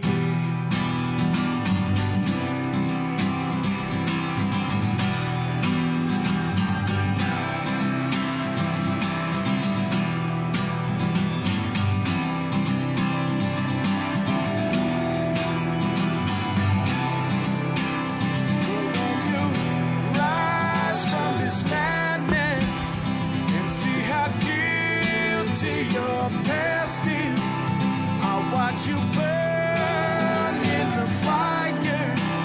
I'll be your bird on the wire. Well, I'm ensconced with desire, but I can't handle the liar. Oh, when you rise from the madness and see how guilty your past is, you'll be so gone by then that only God will be your friend. Yeah, yeah, yeah.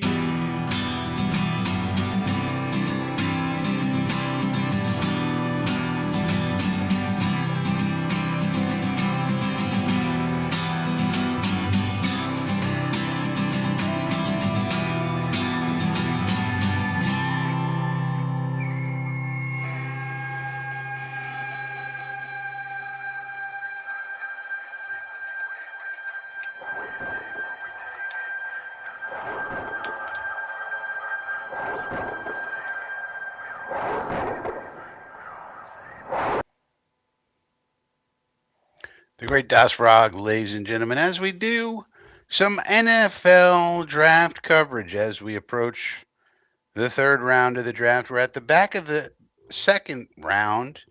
Baltimore Ravens pick is in. Then we got Denver, Washington, Chicago, Kansas City, and Philadelphia. And then we'll be into the third round when we could start looking forward maybe to who might our third player drafted be in this here draft. We already have drafted two players.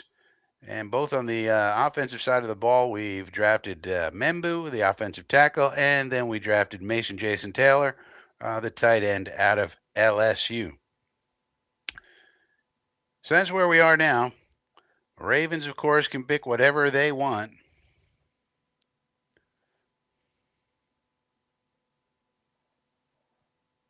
Man, they're showing a lot of their board here. What they showed a lot of intel there. All right, Phil Adams likes the track. Thank you, Phil. That's the great Das Frog, Staten Island's own Das Frog. Indie rock for the masses and for the people.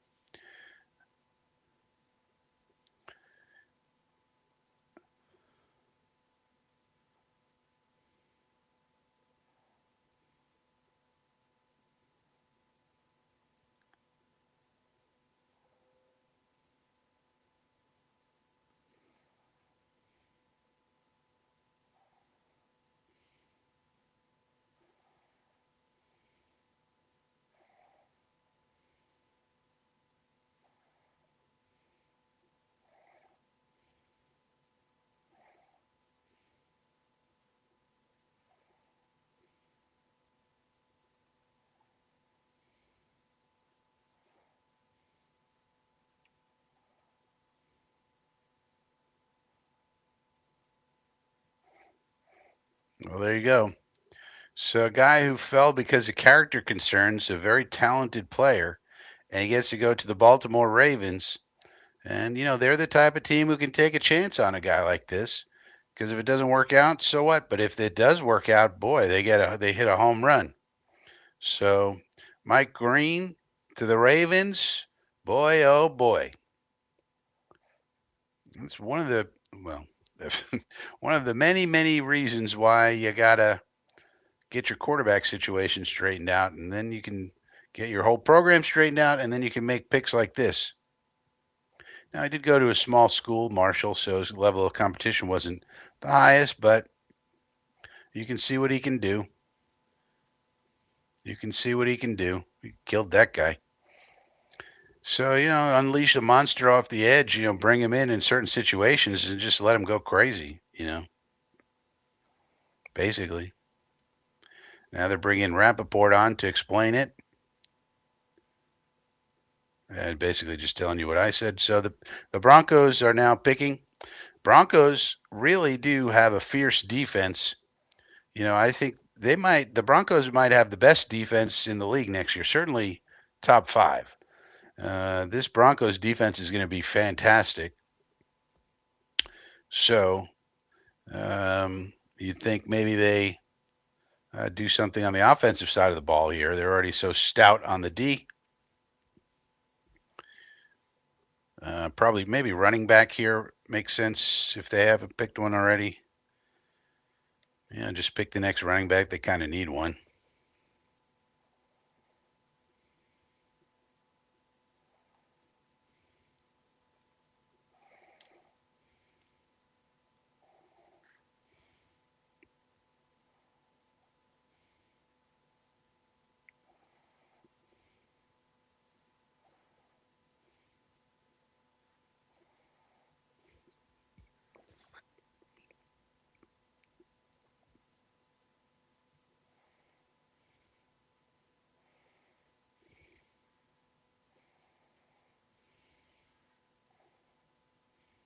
There you go.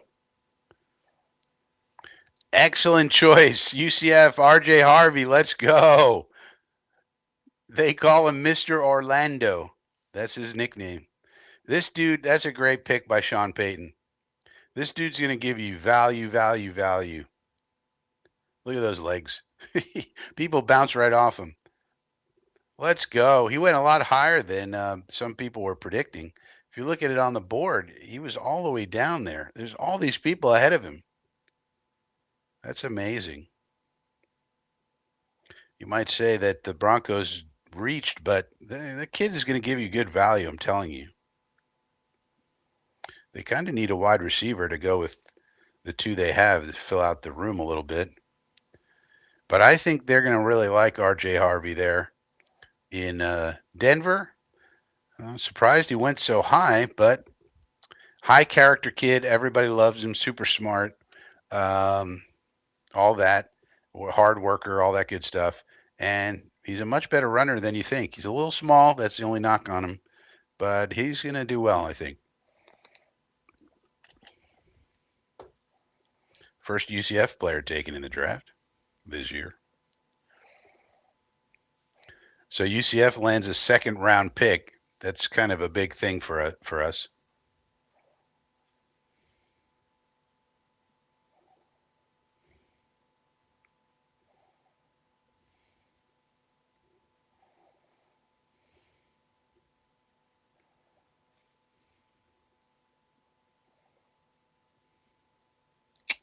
Yeah, that makes sense. Yep. So, and the Washington Commanders should be a contender this year as well. So, just building out that defense under DQ, getting some cornerback help makes sense. Makes sense. 3 more picks in this round, and then we finally get to round 3.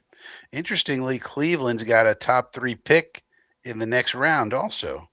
So we'll see if they use it on a punter or something. As Andrew Berry works his magic. So we shall see.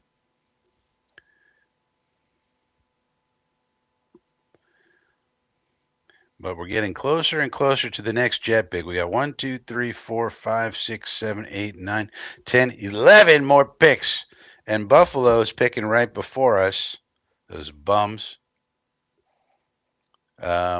In the next round. They already took a defensive tackle, so I don't know if they're going to take another one. Pick is in for the Bears. Bears, Chiefs, Eagles. And then round three with the Giants. Giants could really pick anything, probably except safety.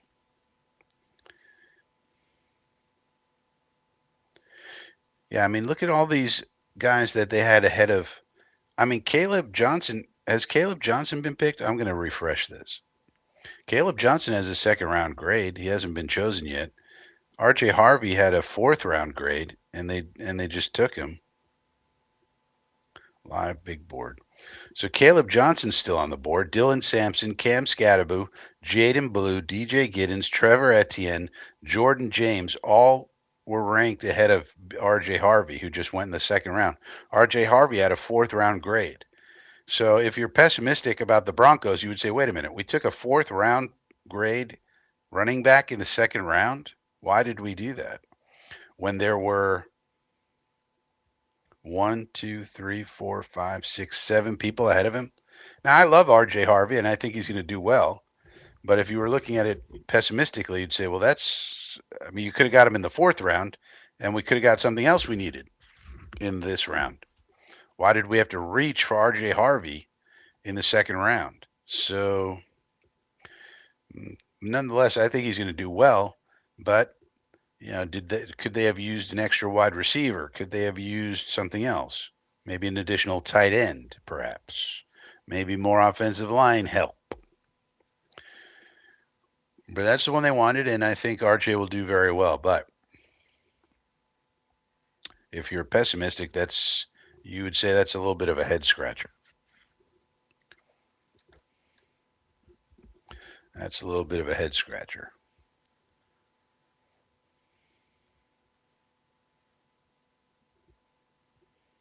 Did Ray Guy really go in round one? That's crazy. I'm going to ask, what round was Ray Guy selected in? Round one punter. Yeah, it's true. Ray Guy was the first punter ever to be selected in the first round of the NFL draft. 23rd overall. Wow. Now, he was a great punter, but geez, it's pretty crazy. I think teams are a lot smarter these days. So we're into the second round. Shador has slid in. Shador is sliding right in. Also, Jalen Milroe, Quinn Ewers, Kyle McCord, Will Howard, Dylan Gabriel, and the rest of the quarterbacks have not been taken. And it's really hard to figure out who's going to really take them. Again, these picks are valuable. You're going to waste a pick on a backup that you kind of sort of don't like, enough to have him be your number one. So it's very strange. Now, the Bears have to go defense, right?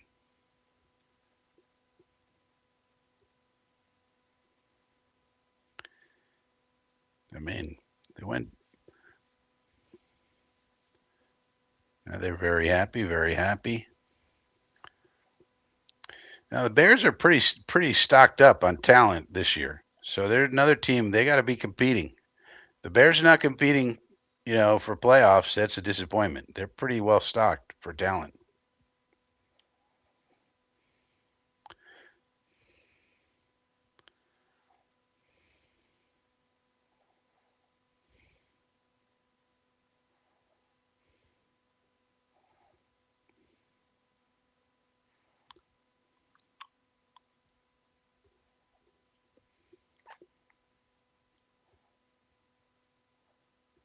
There you go. So yeah, there you go. Finally, they go defense. All right, and they're loading up. I mean, I think they're a pretty talented team roster wise. Looking at it, um, so we'll see about this kid out of A&M. So some of the defensive tackles might start going. Noel and Williams are still available. Jalen Noel is still there. Kyle Williams, as is Jalen Royals and Elik Ayumanor and others. But yeah, Jalen Noel still there. Kyle Williams still there. For defensive tackles, there's Ty Robinson's available, Darius Alexander, Joshua Farmer, Turner just went off the board, Jamari Caldwell, Ty Hamilton, and so forth and so on.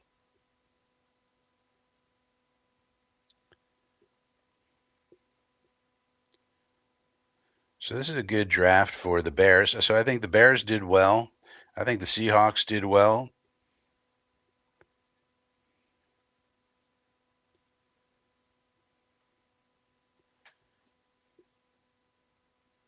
Chiefs are another one of those teams where it's just mostly luxury picks.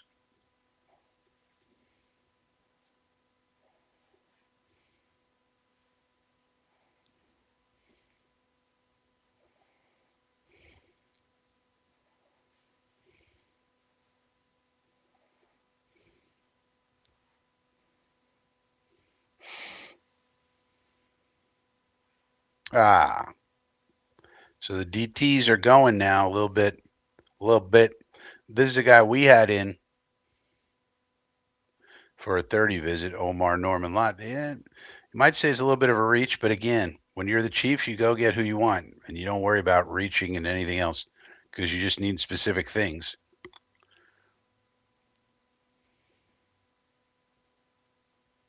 So, they needed help on the defensive line, they got it. So, he was a projected fourth round pick. He goes in the second round. So they obviously had him much higher than consensus. Similar to RJ Harvey going to the Broncos.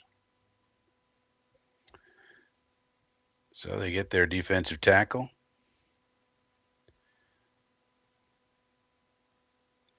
So probably we're going to have to get ours here. I mean, they're starting to go off the board.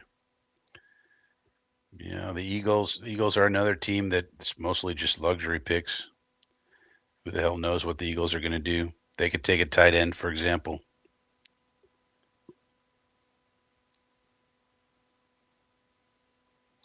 Yeah, but we could say who has had a good draft so far. And mostly your impact players are going to be in the first three rounds for the most part. I like what Seattle's doing. I like what Chicago's doing. I like what the Dolphins have done so far.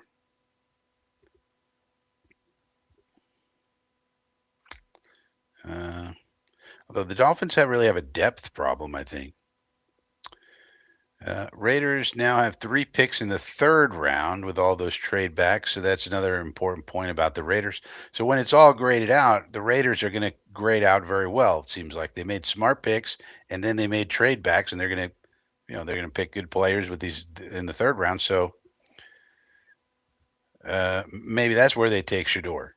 In the third round where they now have 3 picks, and then they can afford to do that because they feel comfortable enough with all of the holes filled. Maybe that's how they do it. Third round, Shador. And because they did all the trade backs, they got extra picks anyway. So let's just lock in a young QB to put on the bench. El Bencherino.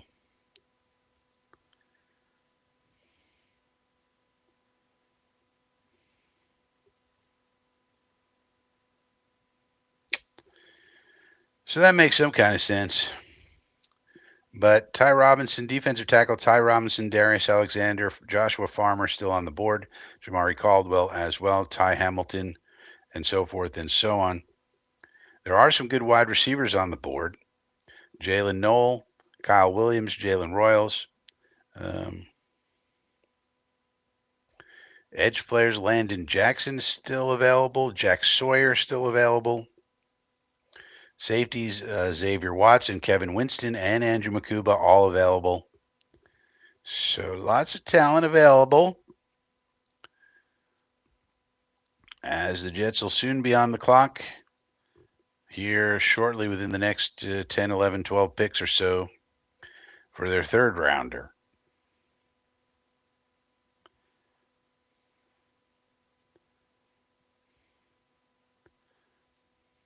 Pick is in for the Eagles. Pick is in for the Eagles.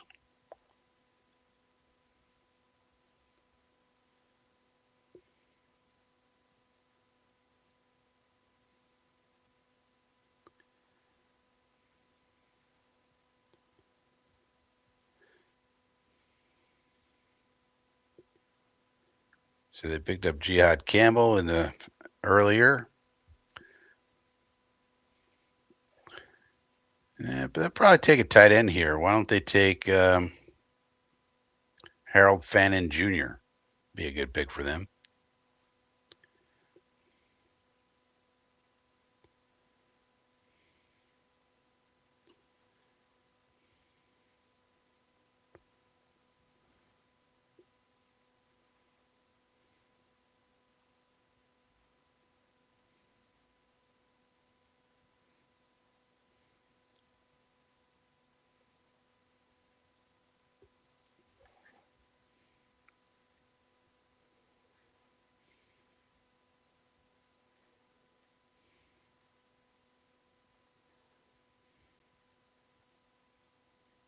Oh, they go defense again.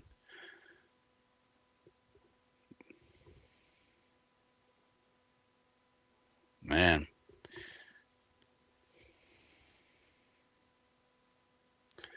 So, if you think about the Giants are in a bit of a pickle here because they got the Eagles and they got the Commanders and you got the Cowboys. And it's a pretty tough division. Dak's coming back. Now the Eagles are loading up because they have all of their main pieces in place. They got the quarterback in place. They got all the offensive line in place, and they got Saquon Barkley in place, and they got the wide receivers and all this. So now they just pick the best player they can get, and so they just continue to load up. And now the Giants are trying to figure things out. They got and they got Abdul Carter, and then they traded for Jackson Dart, and now the narrative of the media is going to be that there's a quarterback controversy. And you saw earlier today Connor Hughes already tweeting out about how as soon as Jackson Dart is ready, he needs to play. So that's the initiation of the quarterback controversy narrative that you're going to hear all season long for the Giants. So they're going to have to deal with that. Now the third round is starting, and the Giants have their pick in. But then now they're going to have to deal with that. Deal with all of the whole quarterback. Who should it be? Should it be Russell Wilson, or when is Jackson Dart going to play? And why are we wasting Jackson Dart's rookie season sitting around, et cetera, et cetera? And of course, the media loves a quarterback controversy like nothing else. They love, love, love quarterback controversy because that is clickety click, click, click, click, click, click, click to the max. They love the old clickerino of quarterback controversy. Anything having to do with quarterbacks, that's good for the media. Tell you that much. Fullback controversy, not so much. Defensive tackle depth, not so much. But a quarterback controversy, oh yeah, everybody got an opinion about that. Everybody want to know about that. So they're starting it already with the Giants. So good luck, Giant fans, with that one.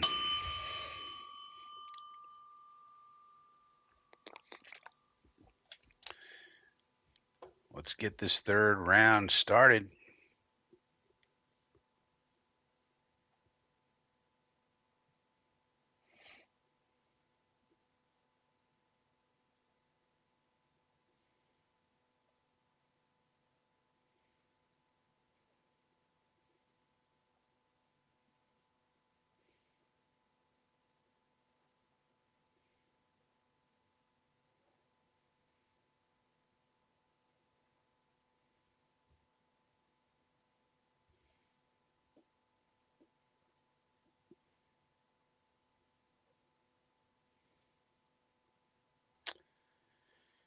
Yeah, so they're playing this little salute to service deal here.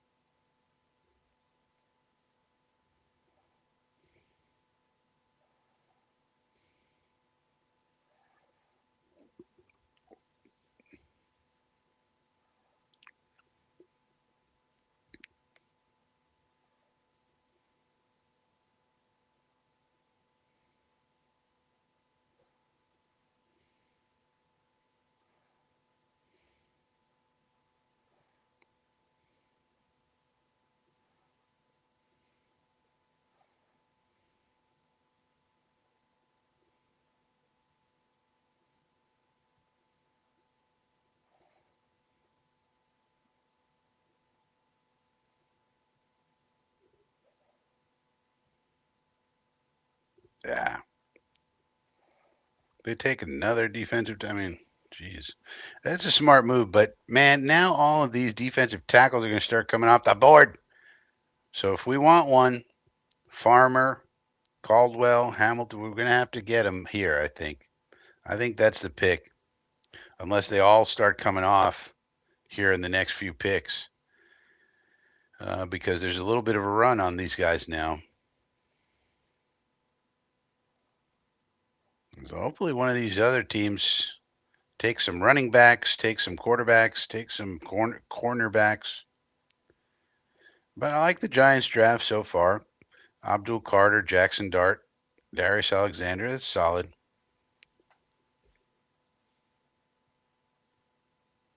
Kansas City's now picking again.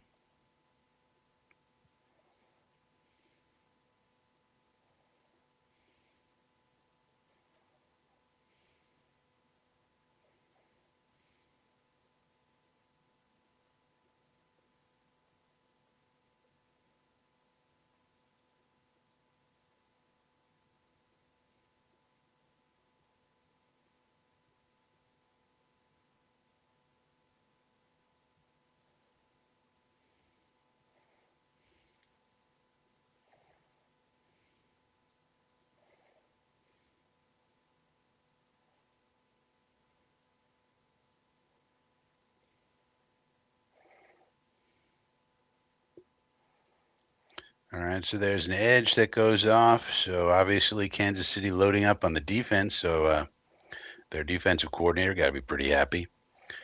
Um, that's a good value too. I mean, they couldn't pass that up. Jalot was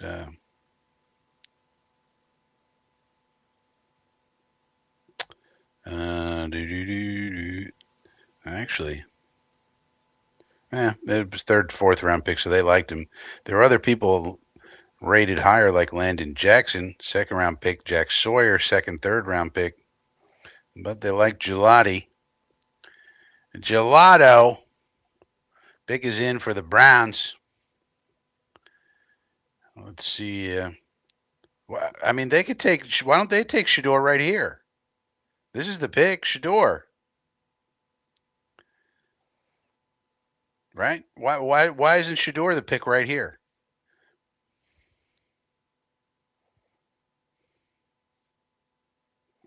I mean, you were rumored to for a long time maybe Shador was going number 2 overall in the whole draft. So in the third round, after you get all these other guys, why not get him now?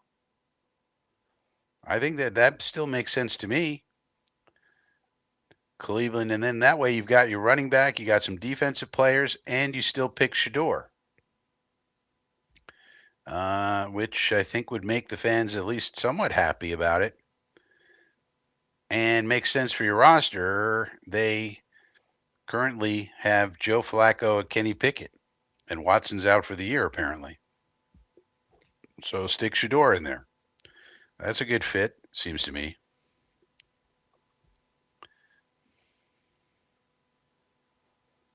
And then you could say, well, this was a tremendous value, regardless of what happens with his career. It's not like you reached for him and not like you made him a first round pick.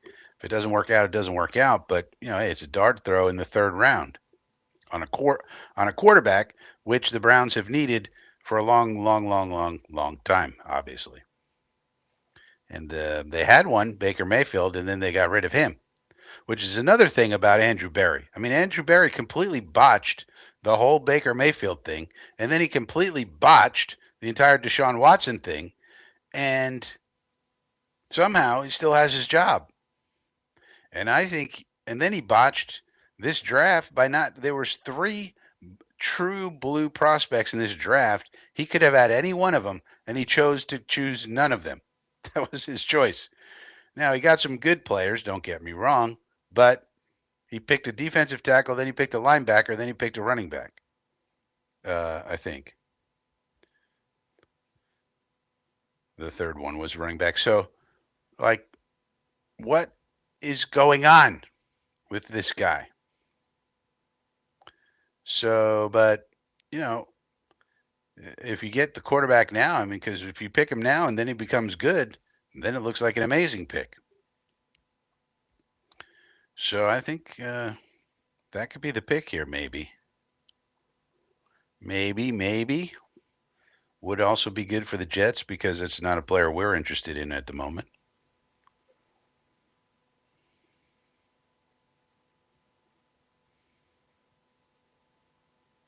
So we'll have to see how it plays out. But they're playing some commercials, playing some promotional videos instead of announcing some piggity picks.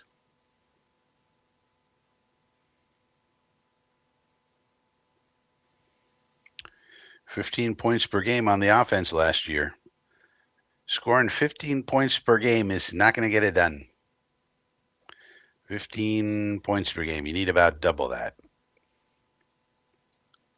as a aspiration. Graham, Schlesinger, Judkins, yeah.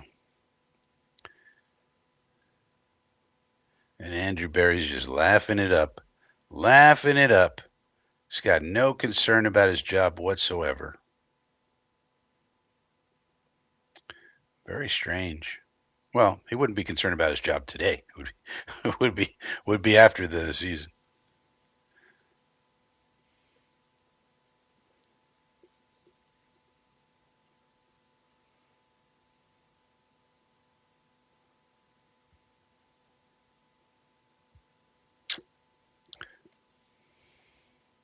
Boy, nobody wants this guy. Nobody wants Shador Sanders, man.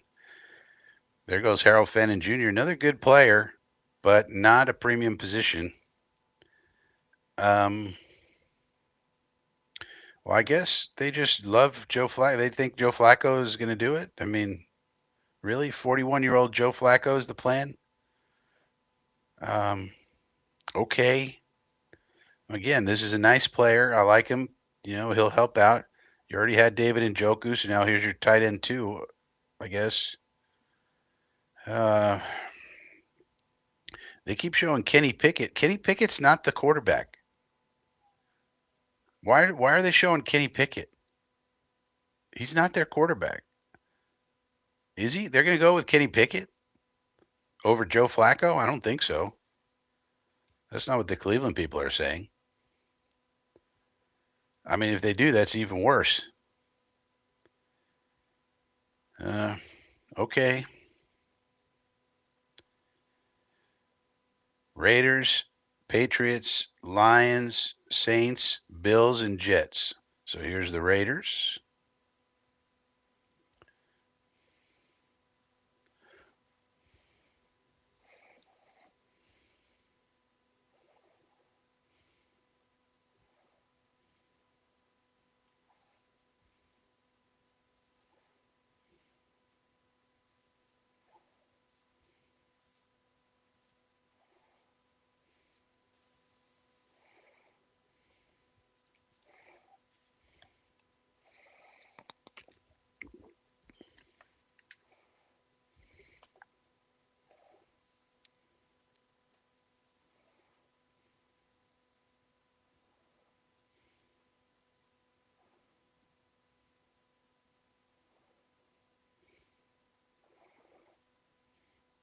Yeah, makes sense. Okay. Hopefully there's a cornerback. Although Patriots, well, I'm not sure what the Patriots are going to do. They could go. Patriots are going to take a wide receiver, aren't they? The Patriots are going to take Jalen Noel, right? That's what they need here, I think. Then the Lions, the Saints, and the Bills. Not sure. I mean, the Lions could take whatever they want. Who cares? Their roster is stacked. The Saints, they could go anywhere. Their roster needs uh, reinforcement. And the Bills could do whatever they want. Who knows what the Bills do?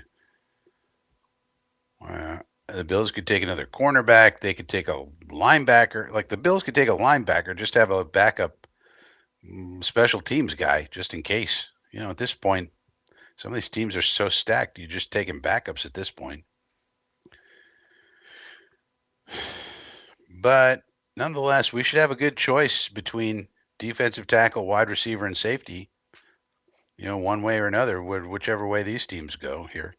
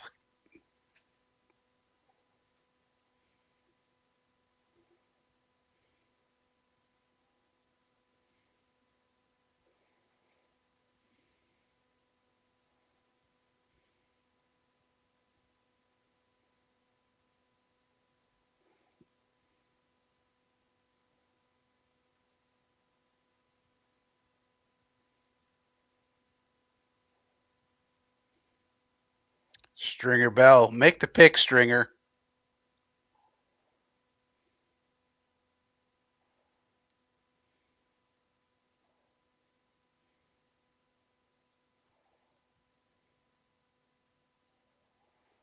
Thanks, Stringer. Stringer Bell, ladies and gentlemen. Now over to Don Aponte.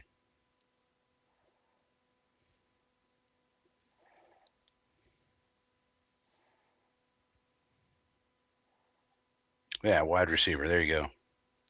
Makes sense. Exactly. So that's what I thought. So he comes off the board. They need to make their offense explosive. I mean, they need some dudes, and this guy is potentially one of them. So so we'll see. That makes sense. Lions. So we got three more picks before the Jetsies. Still on the board. Uh, Defensive tackle Ty Robinson. Well, let me refresh this here. Just to see, we need the live big board, which isn't actually live. Um, Ty Robinson still on the board. Joshua Farmer still on the board. Jamari Caldwell still on the board. Ty Hamilton. So there's four decent. Ty Robinson's graded in the second round. Joshua Farmer third round. Jamari Caldwell third, fourth round. So those are all appropriate for this pick. However, the wide receiver room still has Jalen Knoll available. Williams just got picked. Royal still available, and some other dudes. But basically, Knoll has the second, third round grade. He's the highest one. And then Royals after him because Kyle Williams just came off. Now, for safety, Watts is still on the board and Winston's still on the board. So there's not really been a safety run. Here's the Lions selection.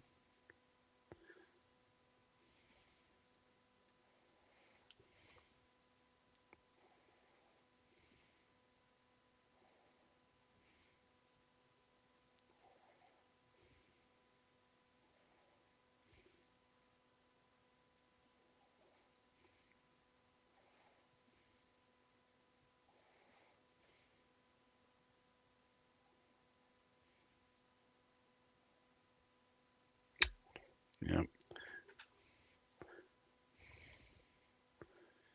Tesla, I heard he's electric. Okay, so there's a bit of a run here on the wide receiver room, though Tesla was not, at least on this big board. Who knows who compiled this big board, by the way. Track, it doesn't really say. This is, I guess, by next gen stats. So we're using a big board, but it's not the big board, obviously. But Tesla was ranked as like a fourth round pick, so he went in the third round. All right, that's the guy they liked. Yeah, but you know, yeah, traded for two third round picks next year. So that's a decent trade by the Jaguars. Actually, you're gonna get two third round picks for next year. All right, the Saints. The pick is in. Saints needed help all over the place. They could go any which way. Maybe the Saints pick Shador here. No, they're not going to pick Shador because they already picked Shuck. So they're not picking Shador. I want somebody to pick him.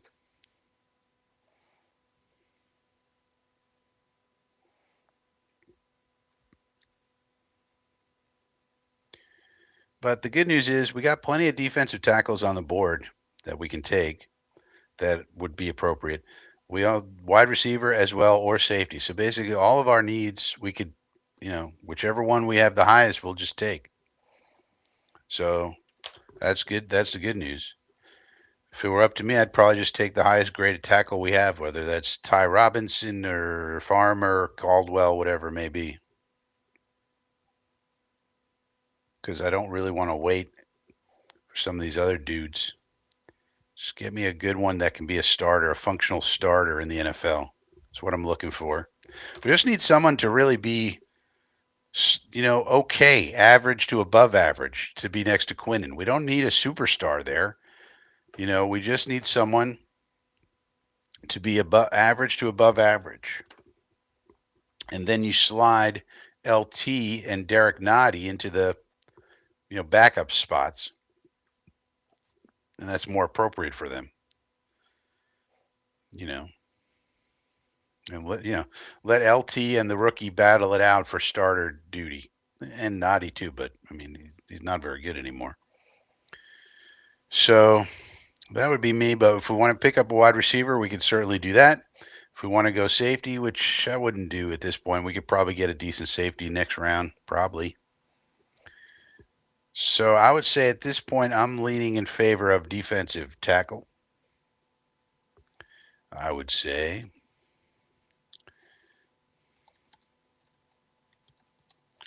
Let's take a look at something.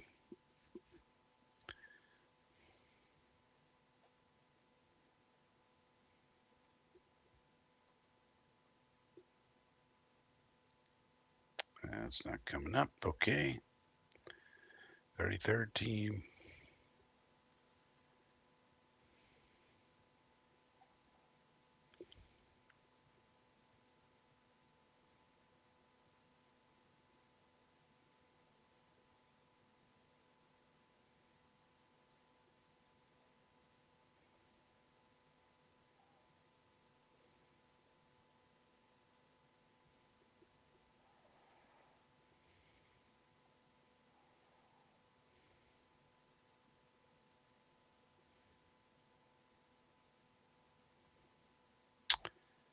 Pick is in. Pick is in for the New Orleans Saints.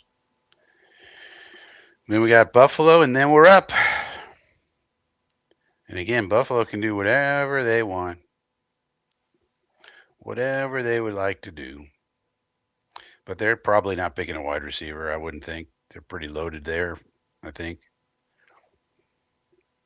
They don't need a running back. They don't need a quarterback, obviously. They don't, I mean, I guess they could take a tight end, a third tight end.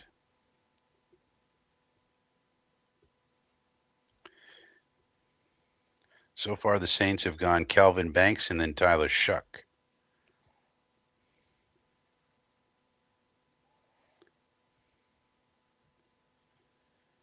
And here comes Ryan Ramczyk, their legend.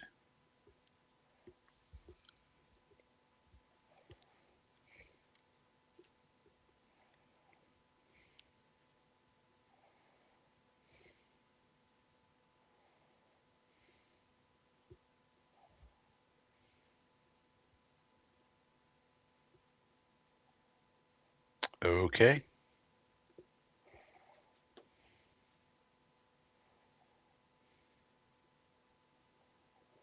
Vernon Broughton.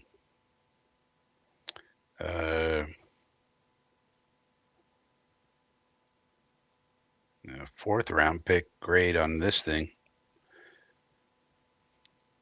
All right. So only one pick to go. So basically, we whatever we want, we could get here. If we want the defensive tackle, we can get it. If we want the wide receiver, we can get it. If we want the safety, we can get it. If we whatever we want, there's plenty of talent here to take. So we'll have to see. I personally agree with Harlan. We need a run stuffing defensive tackle, specifically one that can He'll basically take up space while Quinnen and the linebackers make plays. That unheralded role that you need a special type of guy for. Bills, the pick is in. Pick is in. Let's see where they go.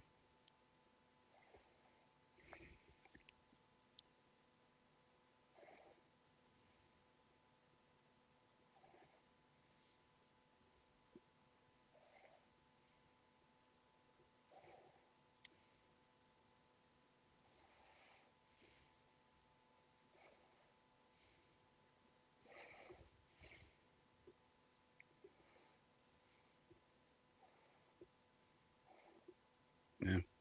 More edge help.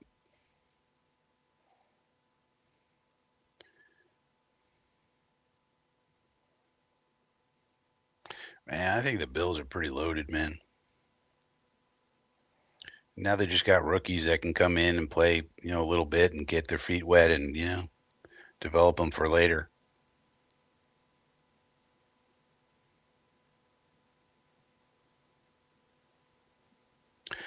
All right, so basically, if we want the wide receiver, Jalen Noel there, Jalen Royals is there. Defensive tackles, Ty Robinson's here, Joshua Farmer or Caldwell. Could also pick up a guy like Xavier Watts in the safety arena.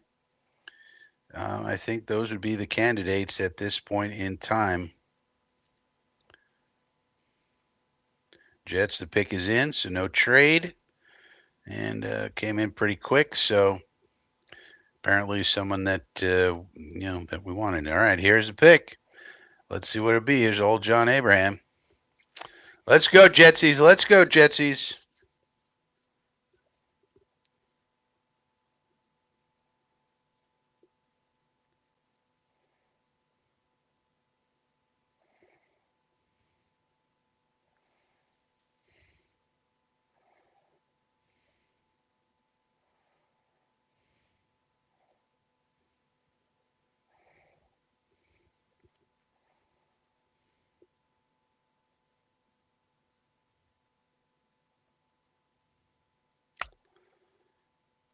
Um, okay, so this is the first one that doesn't make sense.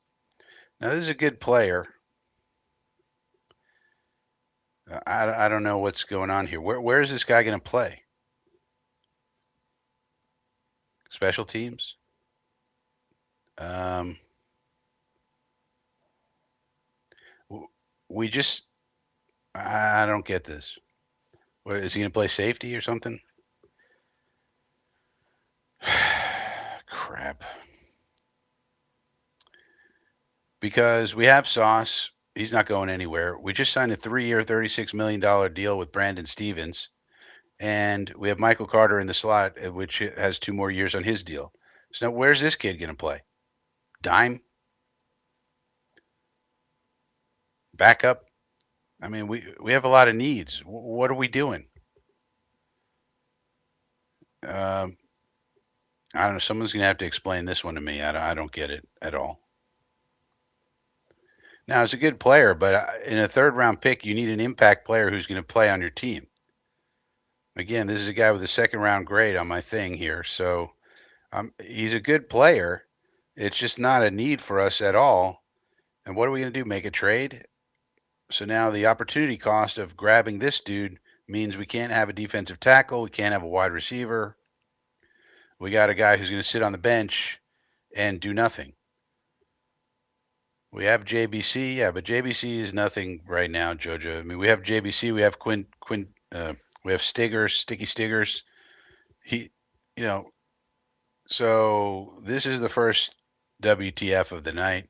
I have no idea about why we would do this, unless maybe we're gonna make a trade or something. I don't know. What are we gonna do? Trade Michael Carter or I mean, you just signed Brandon Stevens to a 3-year, $36 million deal. And now we got another cornerback to do what? Sit on the bench and play special teams with a third round pick? I mean, this would be fine if you picked a guy in the fifth, sixth, seventh round, whatever. This is not a good move at all. So sorry. Sorry, this is the first miss of the Muji era. Don't get it? Don't understand it? I mean, someone's going to have to explain it to me. We needed a dime corner?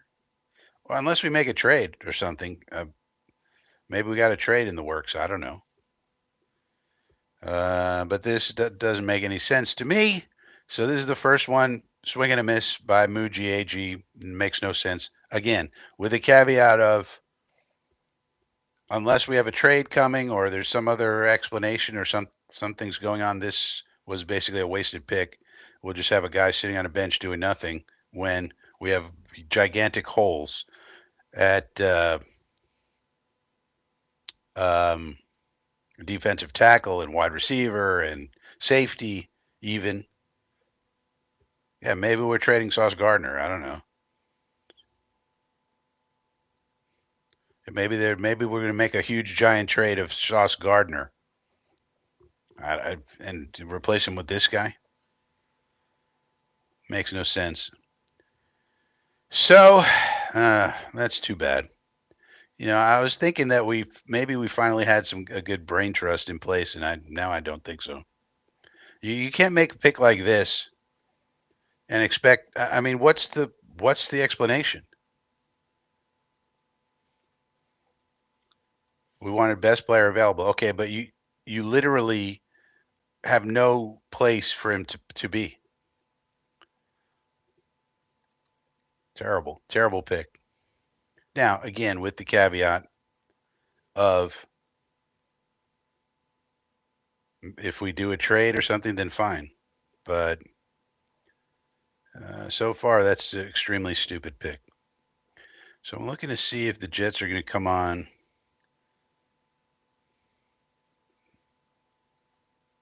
live. Yeah, today's the 25th. Coming up at 10:30. So Muji's going to going to go to the podium at 10:30. Let me check Twitter. Let's see what our beat report. Maybe they know something here. So Connor Rogers is saying maybe they're going to play Stevens at safety. No one has any explanation of this.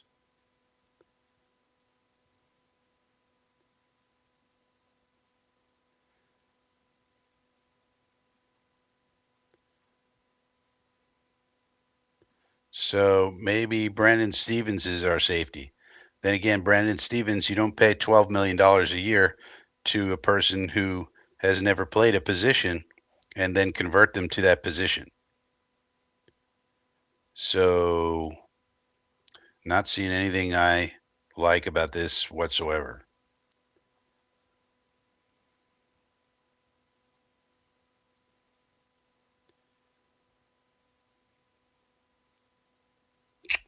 And beat reporters are not saying anything interesting.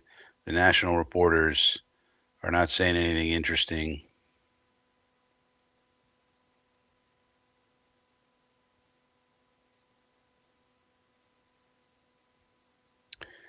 I mean, Jordan Schultz, Florida State cornerback Azaria Thomas to the Jets, athletic specimen who can really go. Perfect Aaron Glenn type of player. Great. Is he going to get on the field? I mean, Eric Allen says good value here. People are not understanding that we have gigantic holes on the roster. You can't be taking value picks here in the third round. The Buffalo Bills can take value picks. The Chiefs can take value picks. We need players who are going to play. You can't be taking backups. Not if you're trying to win now, like we've been told. Athletic specimen who can really go. Great. We picked up a special teams gunner in the third round of the draft. Excellent. Fan fucking tastic. I'm sorry, I don't get it. I guess at least we didn't pick Shador Sanders. I guess we should be happy about that.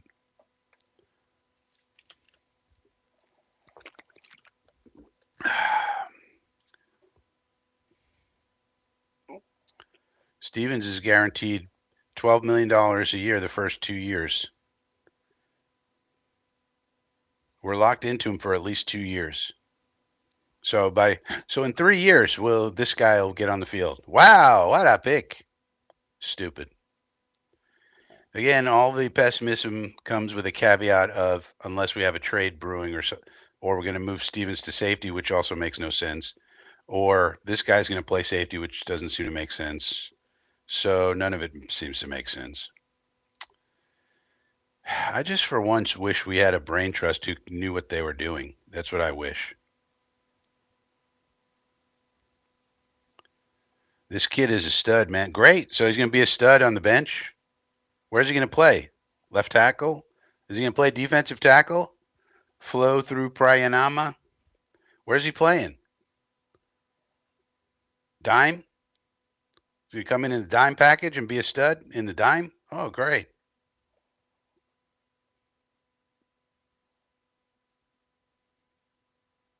Yeah, so let's waste a third round pick on a kid who's not going to play for 3 years. That's a great idea.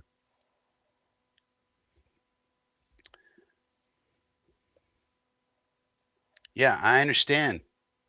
Yama. Where's he going to play on the team? Where?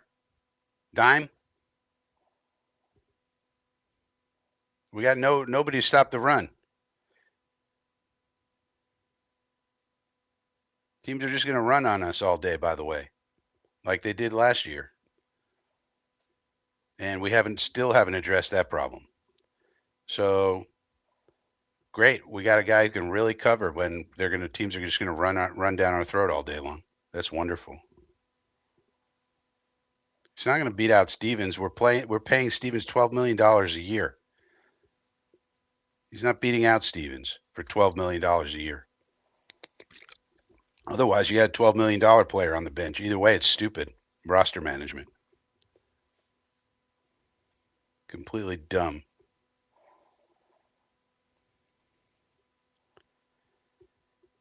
Just once, I wish we would have a good brain trust. Just once. Can we get somebody who knows what they're doing? God's sakes, man.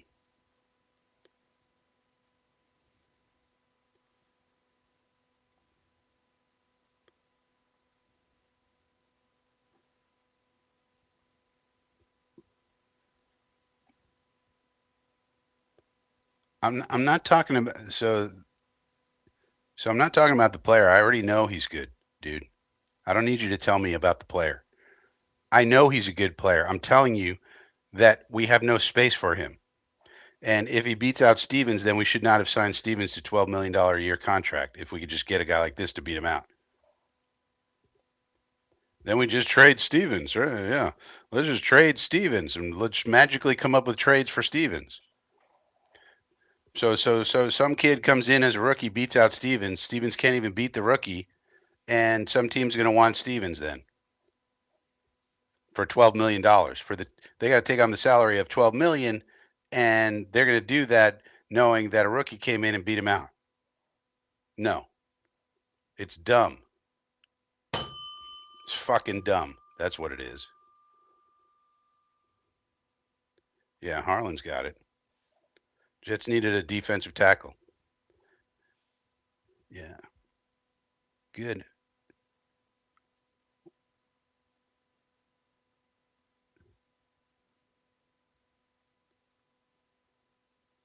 So, yeah, we don't need an explanation of what the player is. We all understand. But the fact of the matter is, you have to build out your roster in a smart way. And just stacking up cornerbacks because a guy might get injured and this and that, when you have gigantic holes on your roster and you had players available that were good value at those positions, then this makes it stupid. That's the point. The opportunity cost was too high.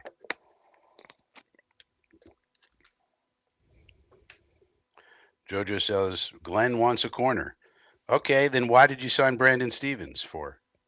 Just going to have 70 million corners? I mean, you have to be able to fit the personnel onto the roster that you have. You don't just jam them in. I mean, this is like a luxury pick. This is like something the Ravens could do, the Chiefs could do, the Bills could do. When you're one of those teams, then you could do something like this. We're not one of those teams. Their roster is pretty barren in certain spots. I mean, I guess the one way to look at it, some guys like at least we didn't pick Sanders. I mean, that would have been even worse. I mean, we picked a good ball player, but he has no role here. So that's you know, and maybe we're going to trade Sauce, or maybe we're going to trade Stevens, maybe we're going to trade I don't know Michael Carter, but nobody seems to be able to make any sense of it on X or anywhere else.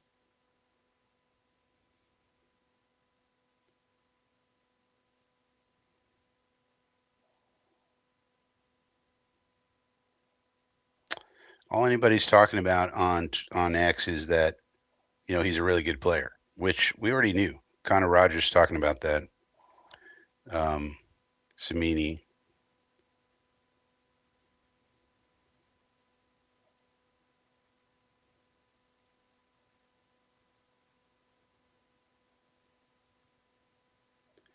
Well, at least they got the first two right.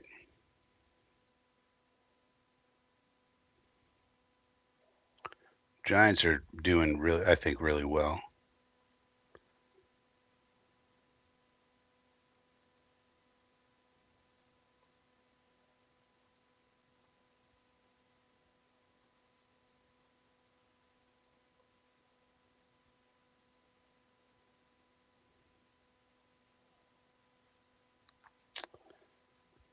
So probably have to wait till tomorrow to see some kind of analysis of this thing that makes any sense. So I don't know. I guess we'll see what Muji has to say at 10:30.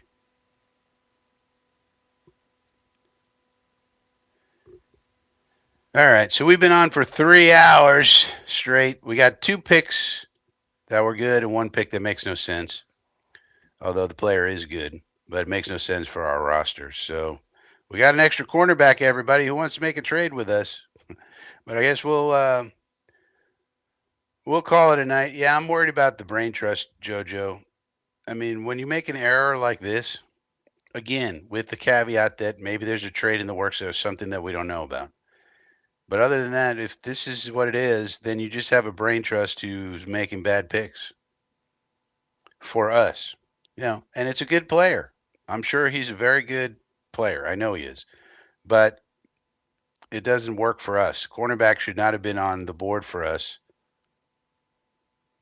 after we signed Stevens. I mean, if we didn't sign Stevens, this would have been great. This would have been a great pick if we didn't sign Brandon Stevens, which nobody wanted us to do, and cost us, by the way, a third or fourth round comp pick. So the Brandon Stevens contract was so large, it cost us a third or fourth round comp pick. Nobody really was interested in signing Brandon Stevens from a Jets perspective. There was a market for him in the NFL, but no Jet fan was clamoring for Brandon Stevens to come here. And he's a nice kid, by the way, but we went and did that. So we gave a lot of money to him to come here. And then we use a third round pick, which is premium capital, on a cornerback when we have Sauce and Brandon and Michael Carter in the slot. So basically a backup cornerback. We used a premium pick when we have other needs to use premium picks on where you had great value in guys. There were value picks at other positions of need that we ignored. Why? I would like an explanation of that. That's not good roster management at all.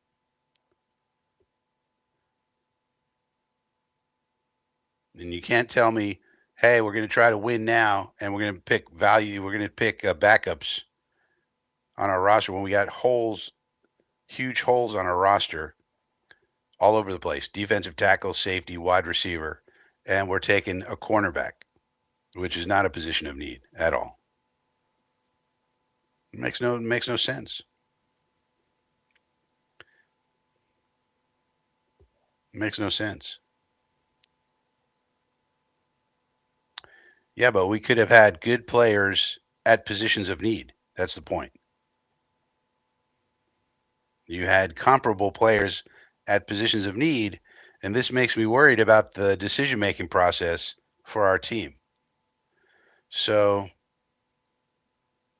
it makes you worried. It's not like there weren't good players at positions of need available. There were. Wherever you wanted to look, safety, defensive tackle, wide receiver in particular. So that's the problem.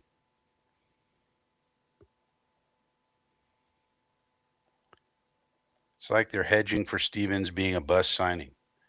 I mean, when you give a guy $12 million, 24 guaranteed, that's a you're saying you love that player. That's what you're saying when you give him that much money. You love that player. You don't just give a guy $12 million, 20 a year, 24 guaranteed over 2 years if you want to play around. Like a guy like Chooks Okorafor, for example, is getting the vet minimum. If he doesn't work out, he's out of here. It's no problem. But that's not the case with Stevens. And you're not going to be able to trade him at 12 million a year if he just gets beat out by some third round corner.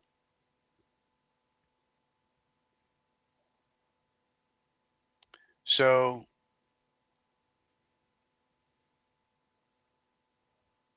no, there's no issue with Sauceville. He's working out in the off. He's working out in the program. Now, the only thing they could know that we don't is that they have a trade lined up. I mean, if they're going to trade Sauce Gardner, then you're trading a top 5 corner in the league. And what are you going to get? And why didn't you make that trade already? You're going to get picks next year. The draft is the first 2 days of the draft are over. We don't got no more. What are you going to get for him? Maybe we're trading Sauce Gardner, but that would be a blockbuster trade in the NFL. What are we going to get? You don't often see blockbuster trades in the NFL. It's very rare, especially when the draft is over for the most part this year. What are you going to get? First round pick next year? I mean, all of the reporting is that we're going to sign Sauce to a long-term deal. We're picking up his 5th-year option. We want to sign him to a long-term deal. That's all the reporting has been. And so the only thing is maybe we want to trade him. But there's been no indication of that.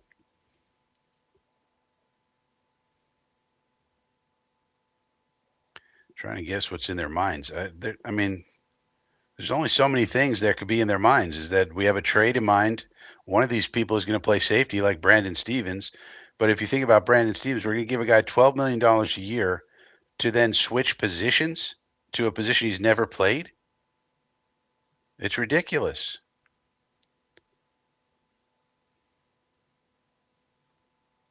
There's only so many defensive backs you can play. What are we going to do? Play dime all day long? You can't stay in dime all day long. Wasted pick, Karate says. Yeah, I don't get it. I don't get it. It's just very annoying when you have situations like this pop up. Muji's going to come up.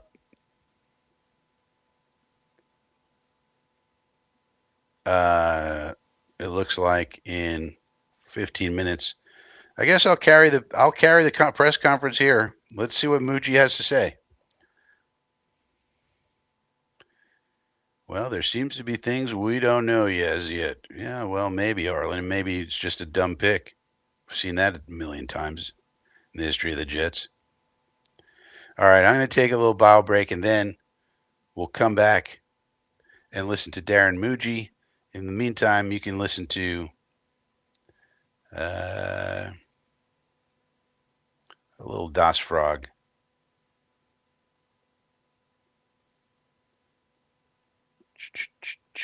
Haven't we had enough? Haven't I said enough? Haven't you shown enough? Haven't we all had enough? I found you dead in the water.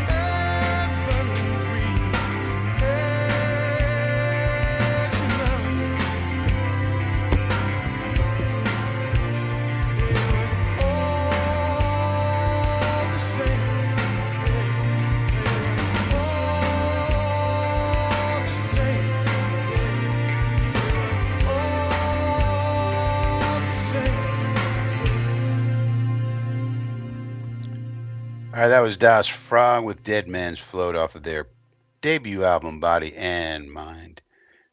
Let's take a look at what people are saying. It's Glenn being a former cornerback and DB coach. That influences his judgment. When evaluating players, he felt very comfortable with Thomas because he knows CBs. It's obvious. What does that have to do with anything I said? I already told you he's a good player. It has nothing to do with Aaron Glenn being a former defensive back.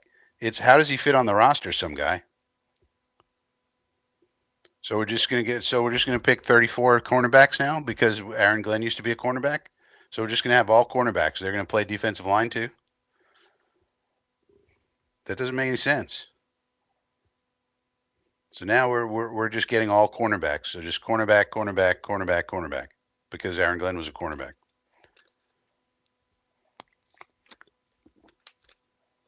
I mean, what it tells me is they think the 3 tomato cans they signed are actually good and can do something at defensive tackle.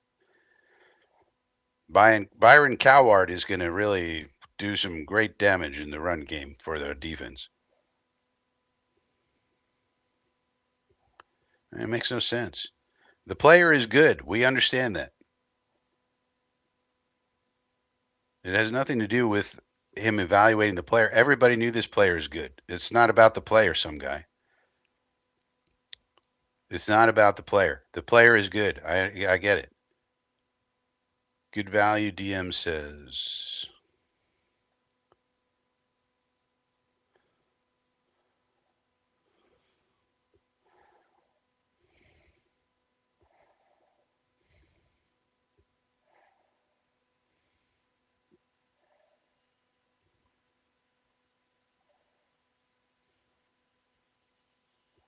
Well, it differs. I mean, God makes everybody different.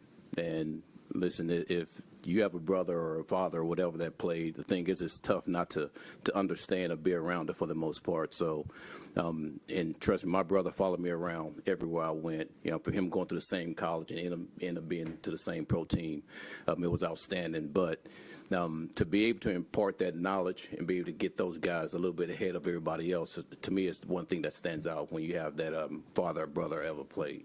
What was the biggest thing you guys liked about this? His versatility.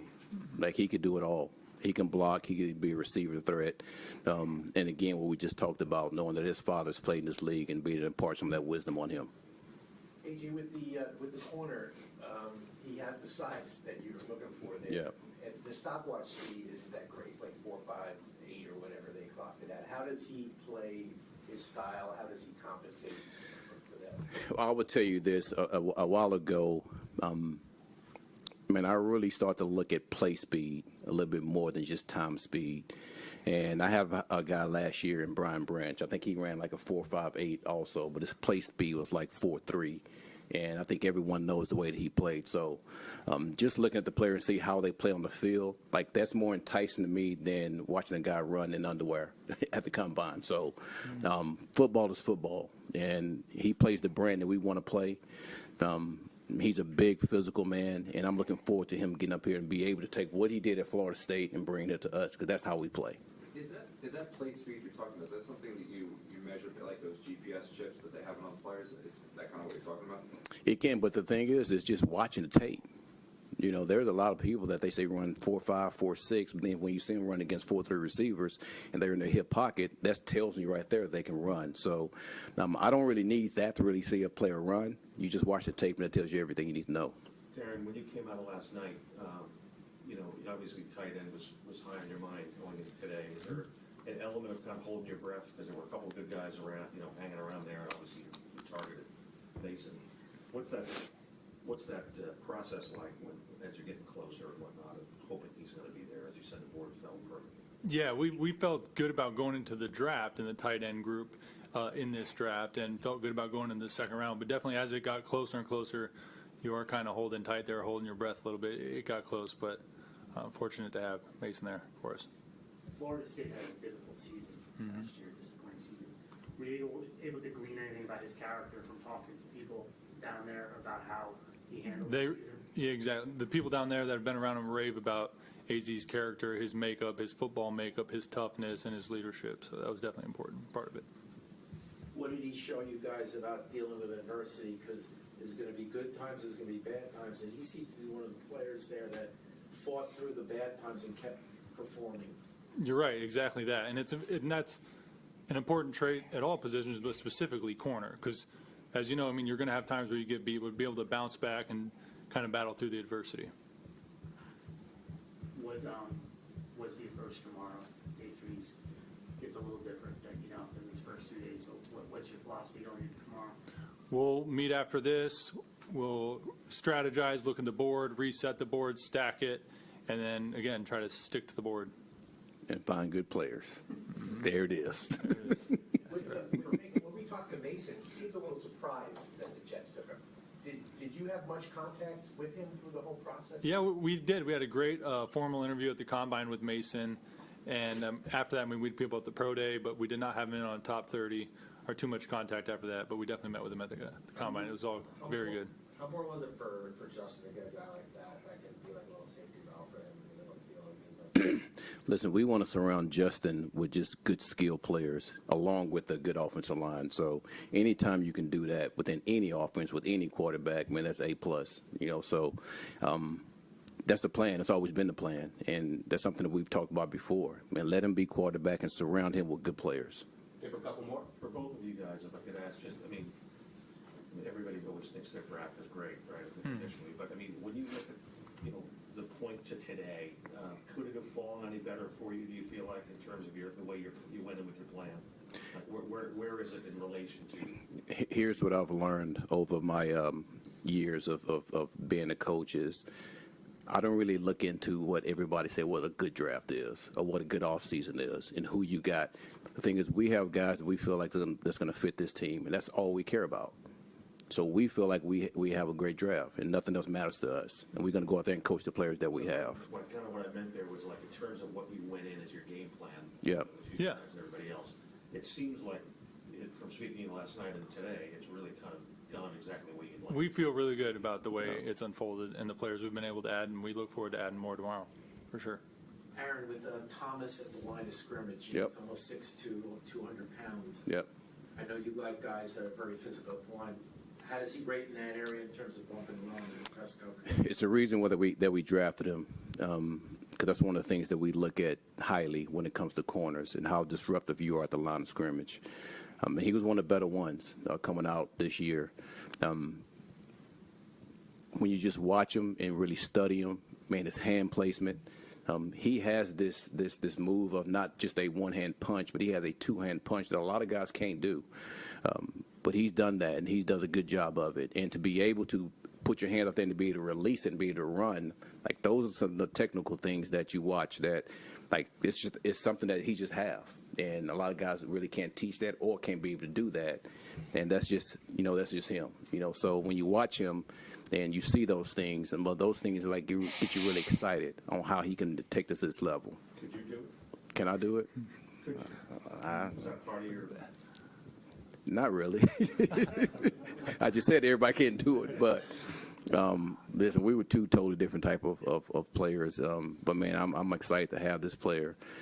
He fits the bill of what we want to do on defense, and to be able to have Block get ready to go and coach these guys and get them to develop and do some continue to help his craft. It's something I'm looking forward to. Thanks, everybody. Thank you. All right, so that didn't tell us much of anything. Well, he's a good player. We like him. He does a two-handed punch. All right, he does a two-handed punch. Great. I